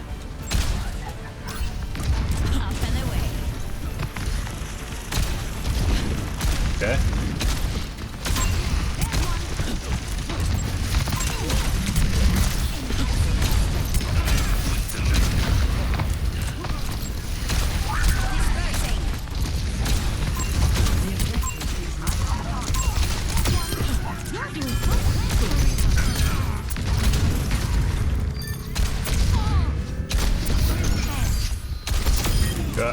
Trying not to get beamed by his, He deflected my concussion. That definitely didn't even look like it hit his deflect field. Behind him.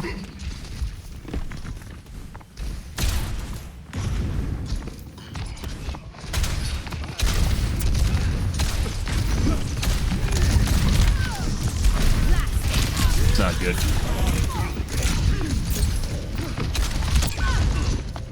Oh. I could have actually went to the other doorway better than going back across. That's the Hanzo.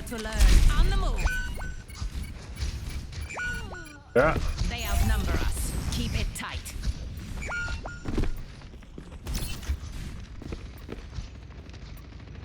Group up here. There's not much Piggy can do to get back to us, so. On my way. Enhancing your strength. I will not waste this opportunity.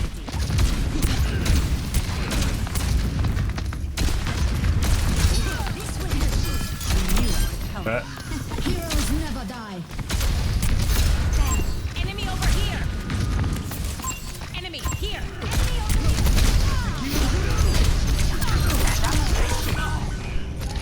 And get behind the wall. It's very difficult, so if the Baptiste starts hitting headshots because he hits all of his shots, that's going to be tough to deal with, so.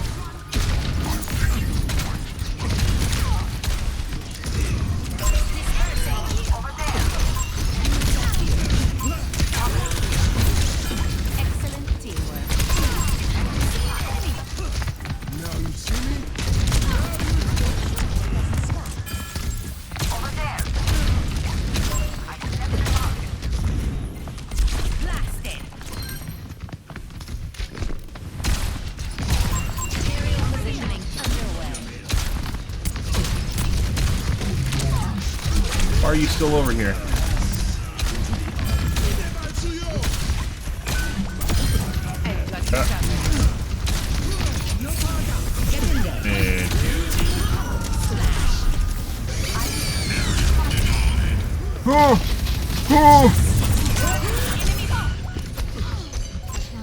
Ran out of jets, guys. Oh, no!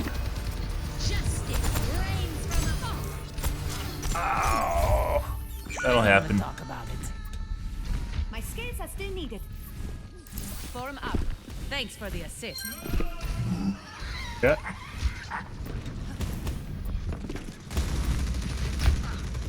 Huge stutter.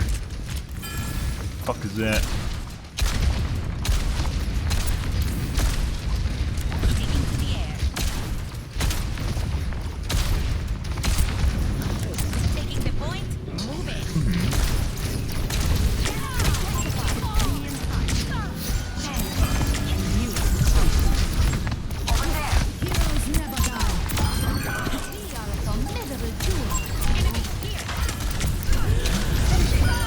Holy fucking shit.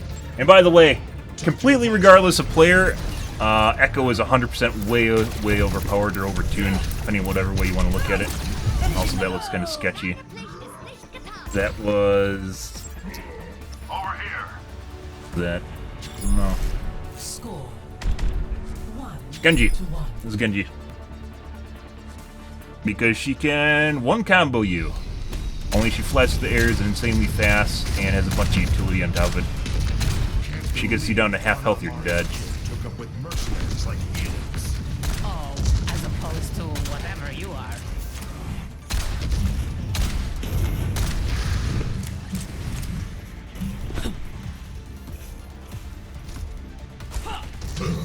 Hello. 5, Good? 3, 2, 1. Round 3. Capture the objective. Anna checking in. I am empowered.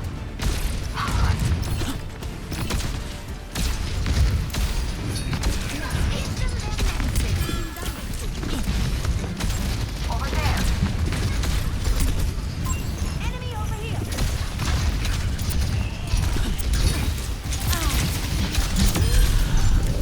Yeah. Making some mad healer points right there. Reputation.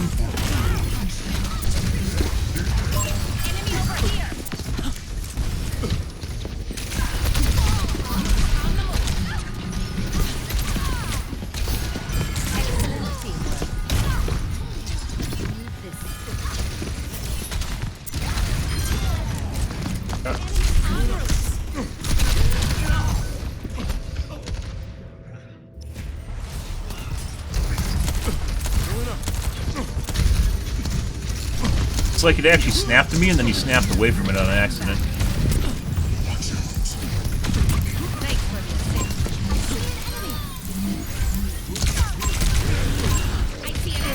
Yeah. I knew I could count on you.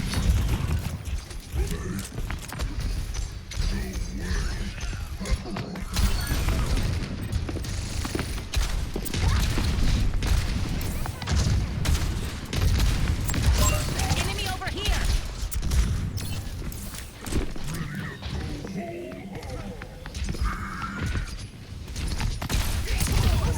I see an enemy. I am power. Enemy over here. Enemy over here. Wants to impulse nade me. Hey, buddy.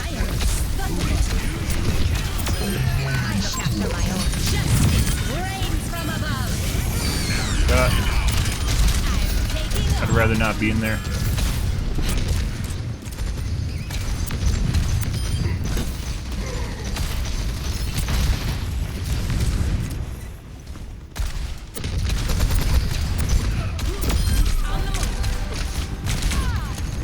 There's still fucking mines here. Holy shit. Thanks for the assist.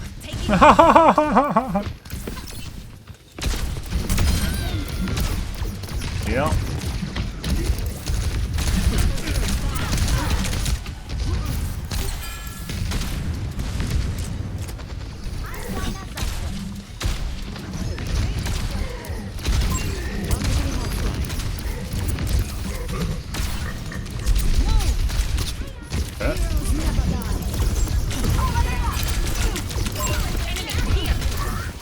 I think the Baptiste is fucking mid-air's Echo. That healing round. Because they only have a Zen.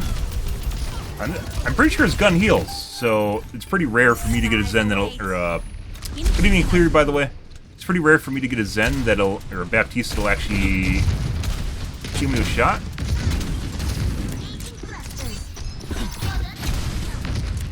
Pretty sure they can do it. I am They empowered. just never do. Hello there.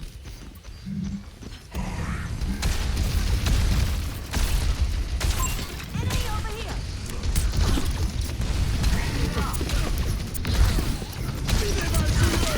Engaging thrusters. Taken down. Cool. Okay. You're powered up. Get in there. Come on. I mean, My power. sure. Securing the objective. Didn't really do much with that, but happen. Oh. And there's the hit scan.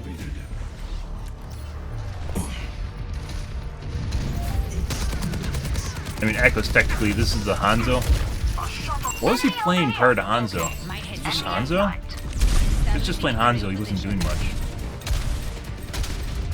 Heroes never die.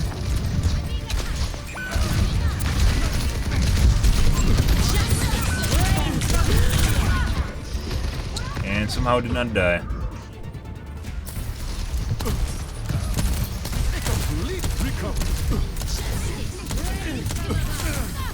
Guy's cheating. We're gonna block him on my next one. I don't want to talk about it. Mercy.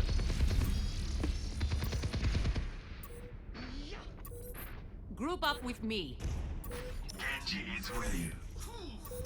Hello, on my way. I am an We're not gonna be able to get this in time. Okay. Oh, I guess I'm gonna try and start overtime.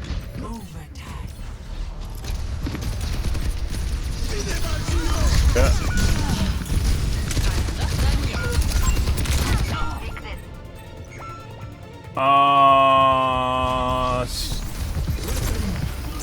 Zen. Defeat. We're gonna take a look at the replay. The Zen at no point was actually seemed like he's cheating. The Baptiste is 100% cheating. We're gonna block him so we know if he actually gets a new account.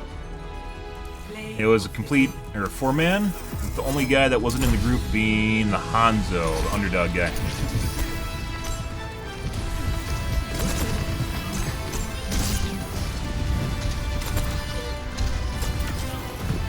Pretty sure he's cheating. He wasn't the majority of the game up until that point, so.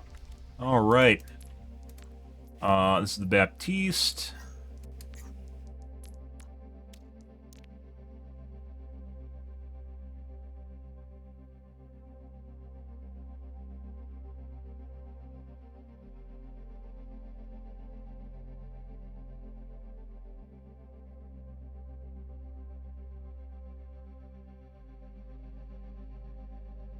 Let's block him so we know if he gets a new account.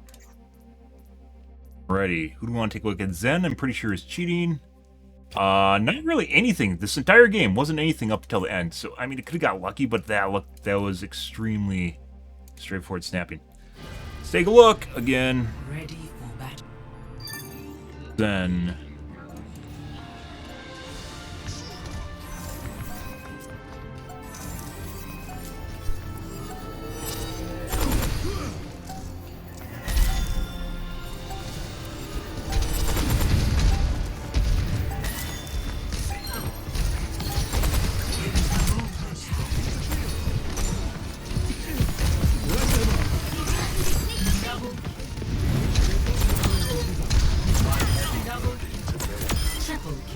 That right there. I understand.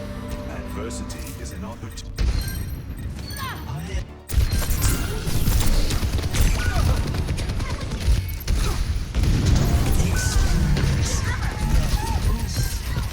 I don't know. That's tough. That's not enough. Let's go back further. That's almost feels.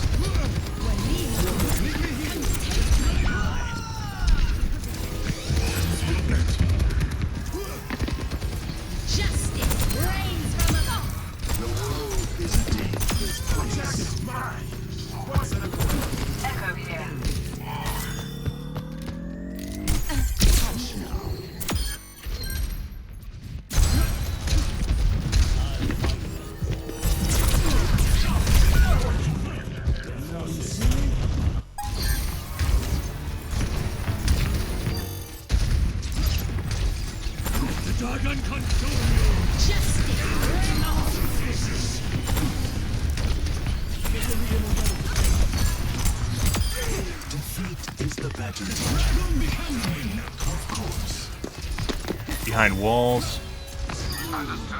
As we talked about earlier, guys, if someone, depending on the kind of aimbot they have, if their middle chest point and head is obscured, it will not lock on. So they even try to aim at them. Like, they'll detach and they'll just shoot at air. It's usually a pretty good sign that they're cheating.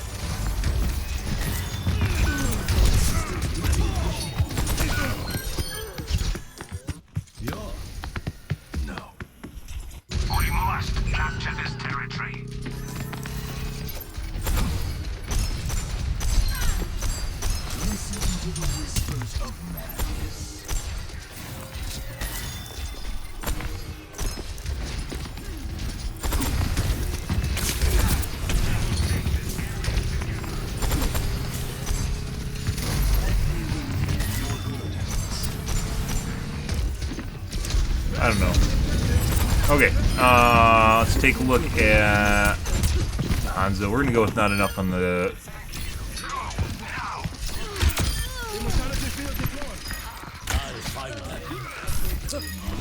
Zen. Lots of cheaters tonight, guys. It's the start of the weekend, I guess. Depending on where you are in the world, it's actually midday Fridays, so...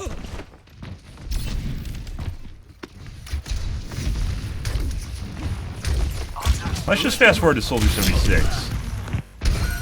Hanzo, depending on kind of aim, is going to take a little bit.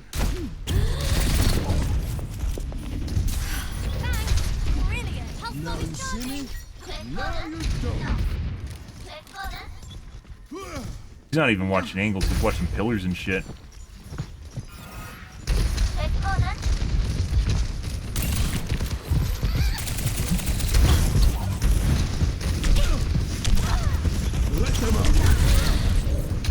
Pretty sure he's cheating. This is where he wants Soldier got pissed off. I'm ready to initiate. We one-tapped him earlier with the Mercy boost, too. A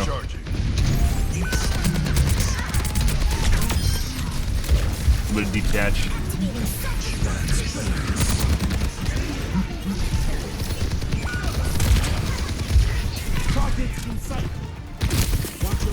Watching walls again.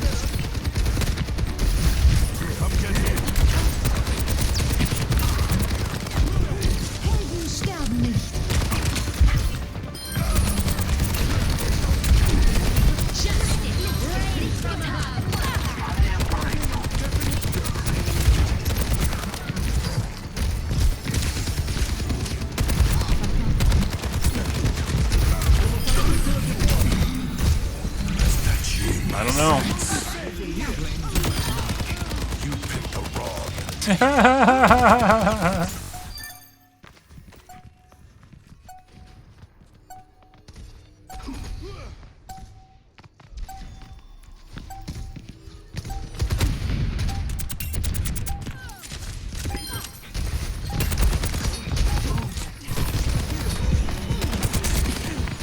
Let them up.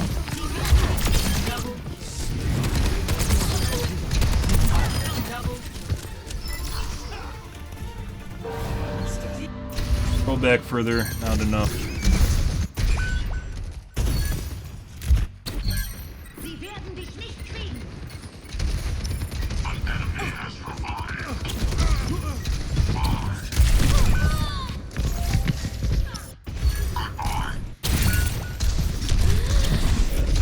Let's try something else.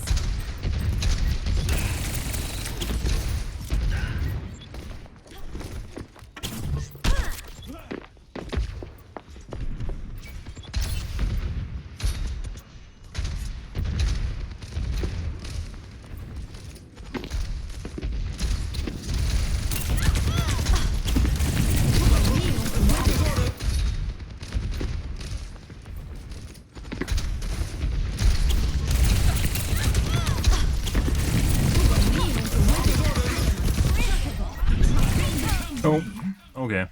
So it was really only one guy. Alright. Well, there's that. Let's do another. Pose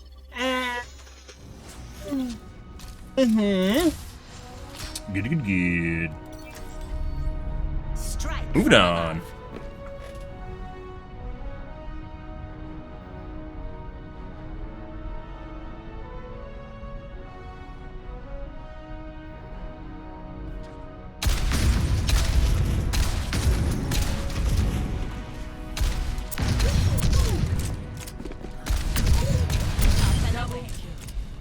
On the move.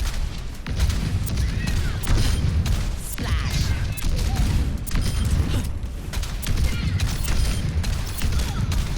Double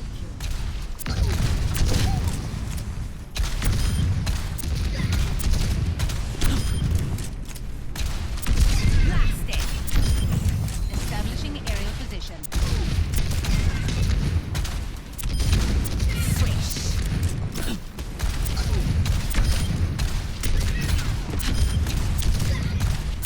double kill.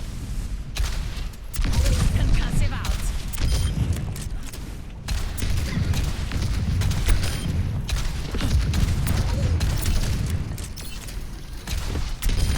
A clean kill. Aerial positioning underway.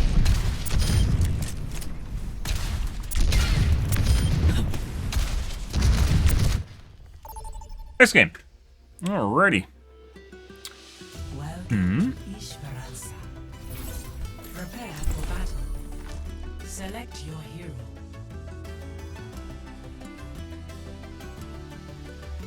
Oh no, not Turtle 9! Oh jeez.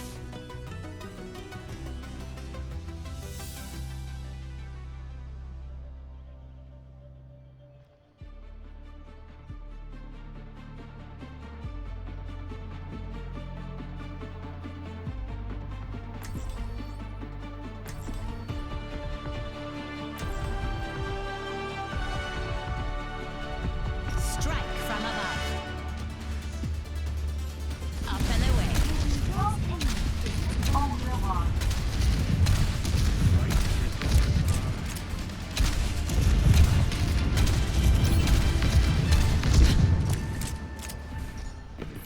Hello. 1.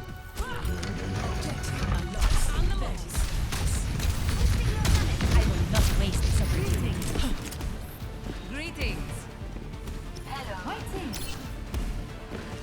Increasing altitude. Widow? Genji.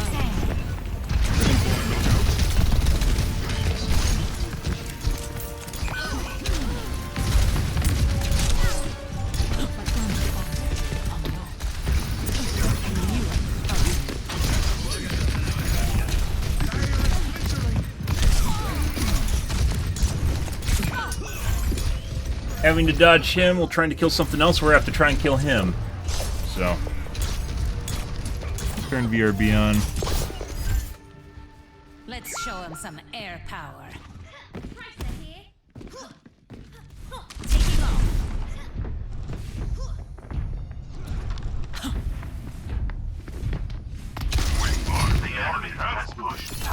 Not sure why that didn't do any damage to him. I also don't know why that didn't do any damage to her. That's fucking weird.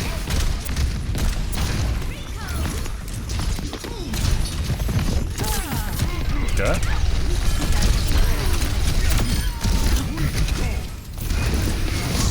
Blasted.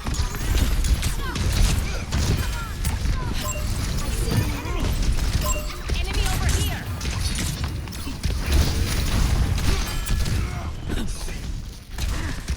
Over there.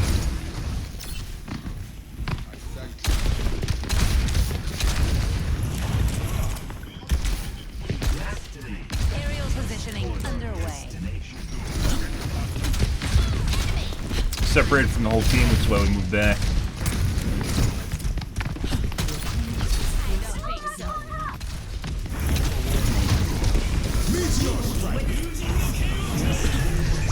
Run through. Okay. Middle dash. Genji's dash box is fucking huge, so.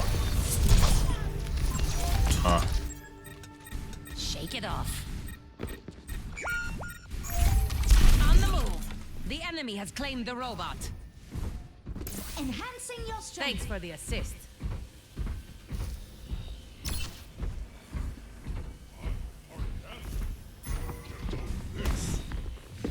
They're moving the barricade. Increasing altitude.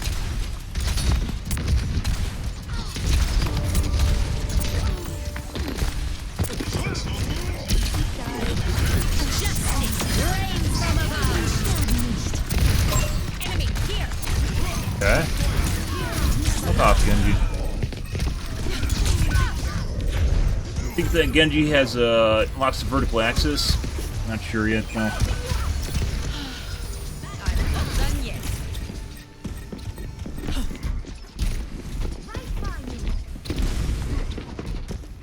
okay.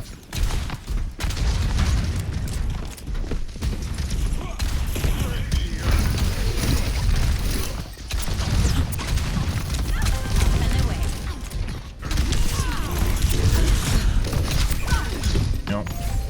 Whole team's trying to dominate. This might be pre-made too.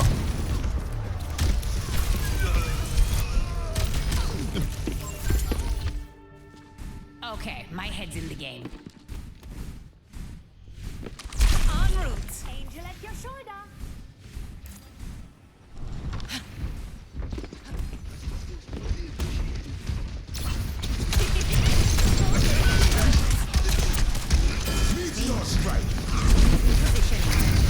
Enemy over here. Dude, They're pushing the literally at 5 HP. together. On the move. Much better. En route.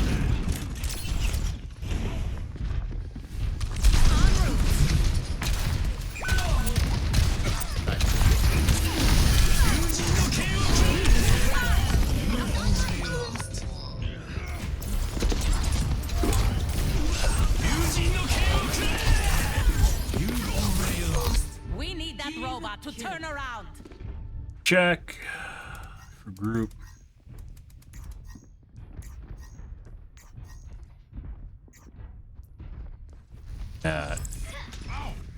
Why they joined my group. That's not that. Goodbye. Get them off me. May? Increasing Genji. altitude. Excuse me, the.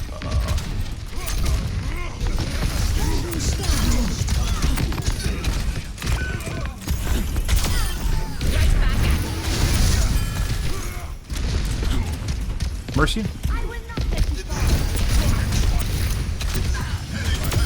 Picked off. Positioning. 4 hits. Enemy over here. Yeah. I see an enemy.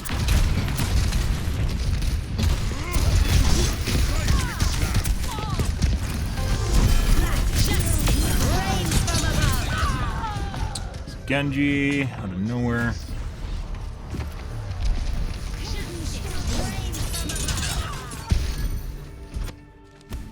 Let's show him some air power. Taking off. It'd be so much better if this game actually played all the sounds from all the characters when they're, like, around you. It doesn't. There's, like, this game has, like, 12 sound channels, so I'm pretty sure I didn't hear him dash in. But I might have just missed it.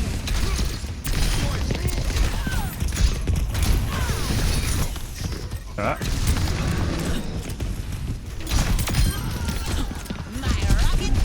Probably should try and focus the Genji more because he's doing so much work.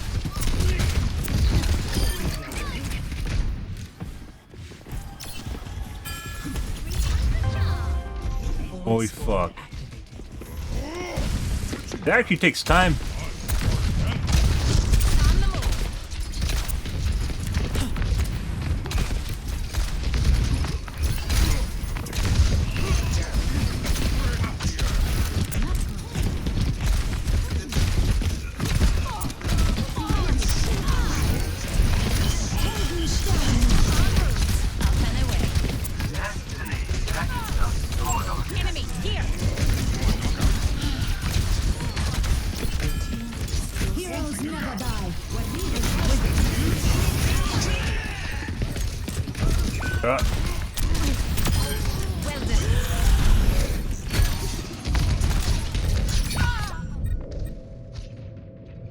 Thought we had a healer. Guess she died.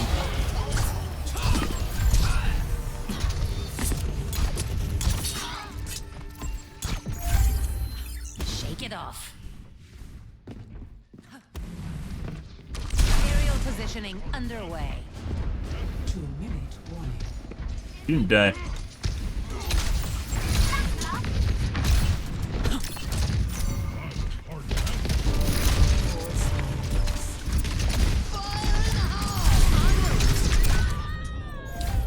Instantaneous.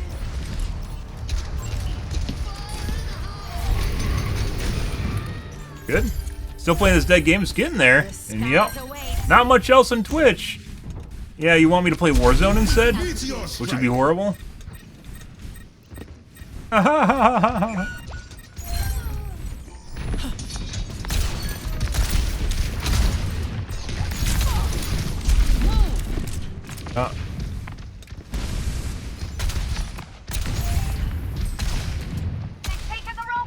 Alright, Tracer. Bye, Tracer. There's not much. There's like Apex, probably the only other option here. Otherwise, going back to Dead by Daylight. There's only so many games you can play, so.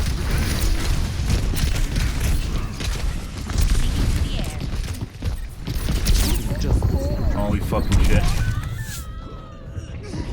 That's super late. Zelda? Zelda's, I mean, it's a single-player game. I don't have a Switch on top of it, and I'd only basically buy a Switch for Zelda, or a Wii for Zelda, or whatever it is right now. Pretty long, too, yeah. It's like Skyrim. Skyrim's a pretty long game. Keep it tight.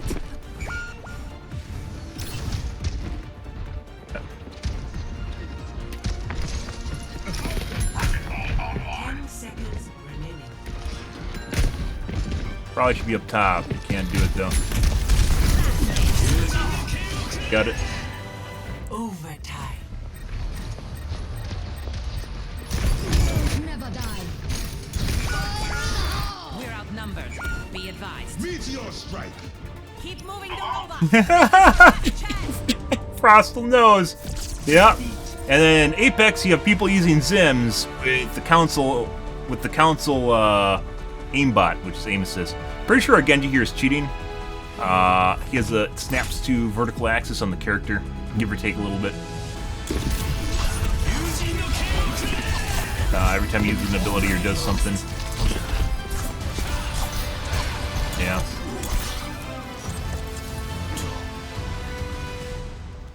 Alright, let's see what we bagged. Probably a GM. That guy is 100% cheating, though. Oh, that's not the right guy. Bill. Bye, Nathan.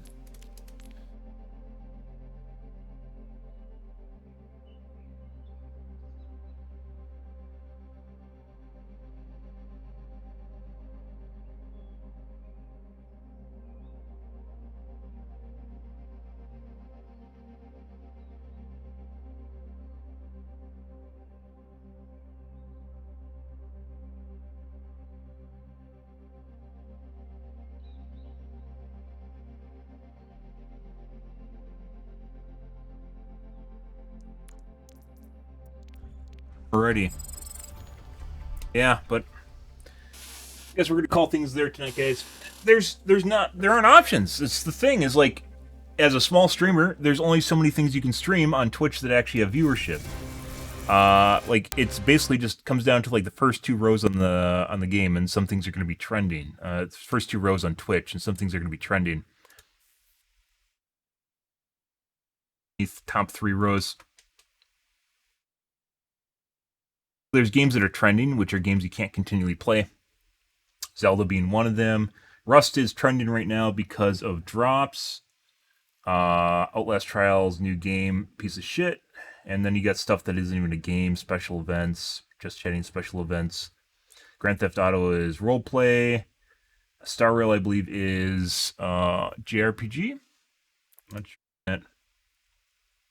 of course, you have to weed out the non-English speaking folks, because sometimes games will appeal to a certain market, and you're not part of that market because you don't speak whatever language they have.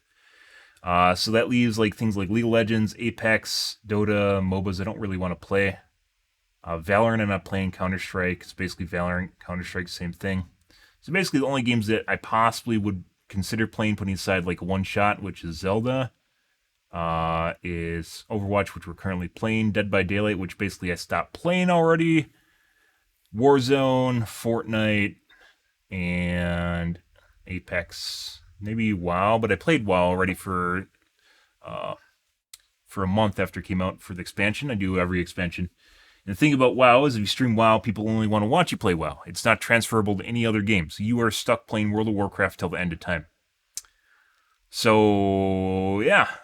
If the only people that people want to watch play WoW are no-lifers, and that's it. So people that are basically in this category till the end of time. It's basically purgatory. Like, Towley's still stuck there. He's tried streaming other MMOs and doesn't do nearly as well as he does when he plays WoW. It's just the way of life. Counter-Strikes, not really interested in Counter-Strikes anymore. They're too slow. So that leaves Warzone, Fortnite, Apex, and Overwatch. I mean, Warzone I really don't want to play because it has a shitload of aim assist built into it and a lot of cheaters. And the same thing, we already played Warzone too, mind you. And the same thing with Apex, but, you know, there's that. So maybe Fortnite. And there is no builds, so that's a possibility where I wouldn't consider going back to Fortnite with building, but there is no build in Fortnite now, so it technically has another category. A lot of people don't use it, though. So that leaves basically Fortnite and Overwatch, maybe Dead by Daylight. Yeah. It might seem like there's so many games out there, there's so many options as a streamer. There are not that many games or options. Zelda, playing a new game that's trending right now, basically amounts to people only want, like, the only streamers that generally benefit from the choo-choo train of viewership are the big streamers. So you are big enough to get onto the top of the board here, and then people will watch it because it's a new game. If you're not, you end up at the bottom. I've done new releases already. You end up at the bottom of the list. Looks like it tapers off pretty fast, though, which is also bad, but I should be a VTuber. Oh my god, I should become a VTuber, guys.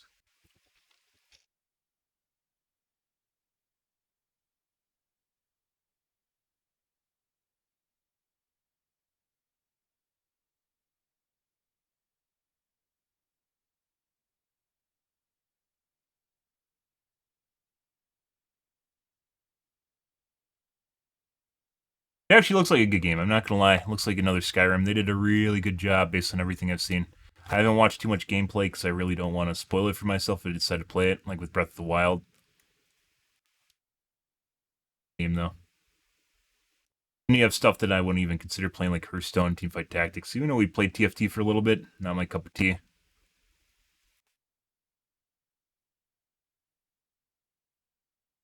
So then you just have Dead by Daylight.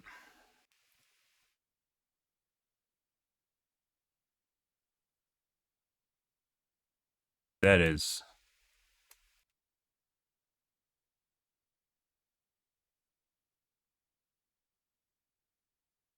Arabic, maybe? No, I think this is acrylic. Cyrillic? This is in Russian.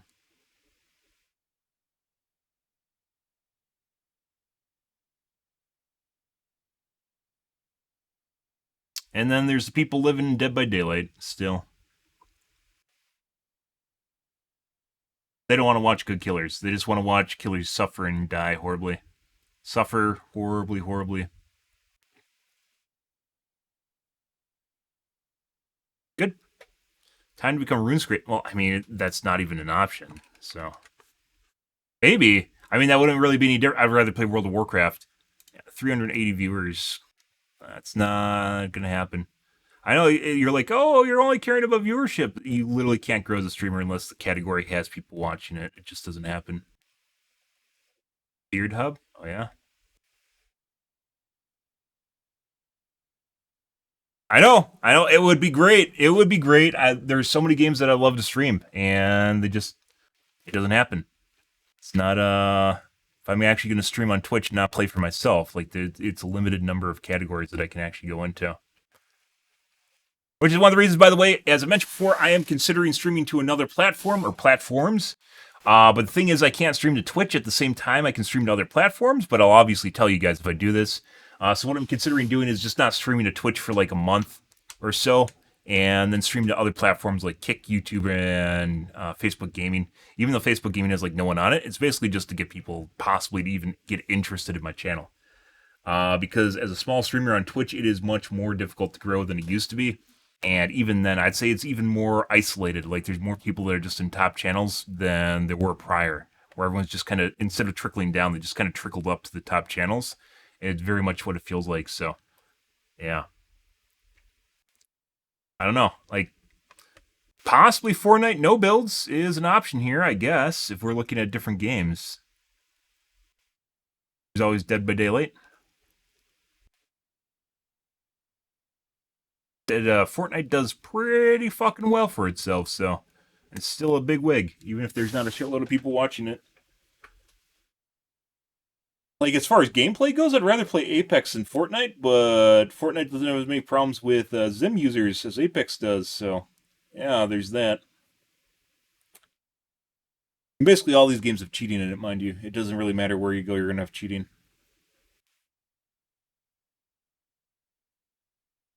Yeah, I know. It kind of sucks. That's what happens when you sum it all up and you're like, look at the categories and look what's going on here. And then you realize when you go through the options here, there really aren't that many options. If you know what's going on and what you're doing, there aren't really many options. It's just the way Twitch is. So, yeah. Very unfortunate. I don't know, guys. We're going to call things here, though, tonight, guys. I do need to get, I think one of the biggest problems, though, is I definitely need to get on earlier. That needs to be a thing. It just happens to be where my schedule is, and I do stuff in the evenings. So, yeah, and work takes precedence over streaming, and it's just the way it goes. So, I don't know. I definitely need to get on earlier, though, and see where things go with this. But, alrighty, guys. I'm out here for the streaming, guys. If you are new to the stream, you enjoyed the bullshit, you enjoyed the fun, you enjoyed, there's a lot of cheating tonight. Make sure to hit the follow button in the top right-hand corner. I stream every day from evening to late night, GMT -6, so 8 to 9 p.m. Central Standard Time to 1 to 2 a.m. Or at least that's where I love to be able to stream, but I don't. I'm about 2 hours behind that right now. We stream from about 12 to 4 or 11 till 4. So, yeah, we'll see where things go, guys. But it's exactly when you're not supposed to stream, mind you. It's like literally the dead hour of Twitch because there's neither Europeans nor Americans on. So, you're just kind of fucked. So, yeah. But alrighty, guys, I'm out here for this evening, guys. Thanks for watching my stream as always, and I hope you guys have a wonderfully fantastic Thursday night and Friday morning. Have a good day, guys.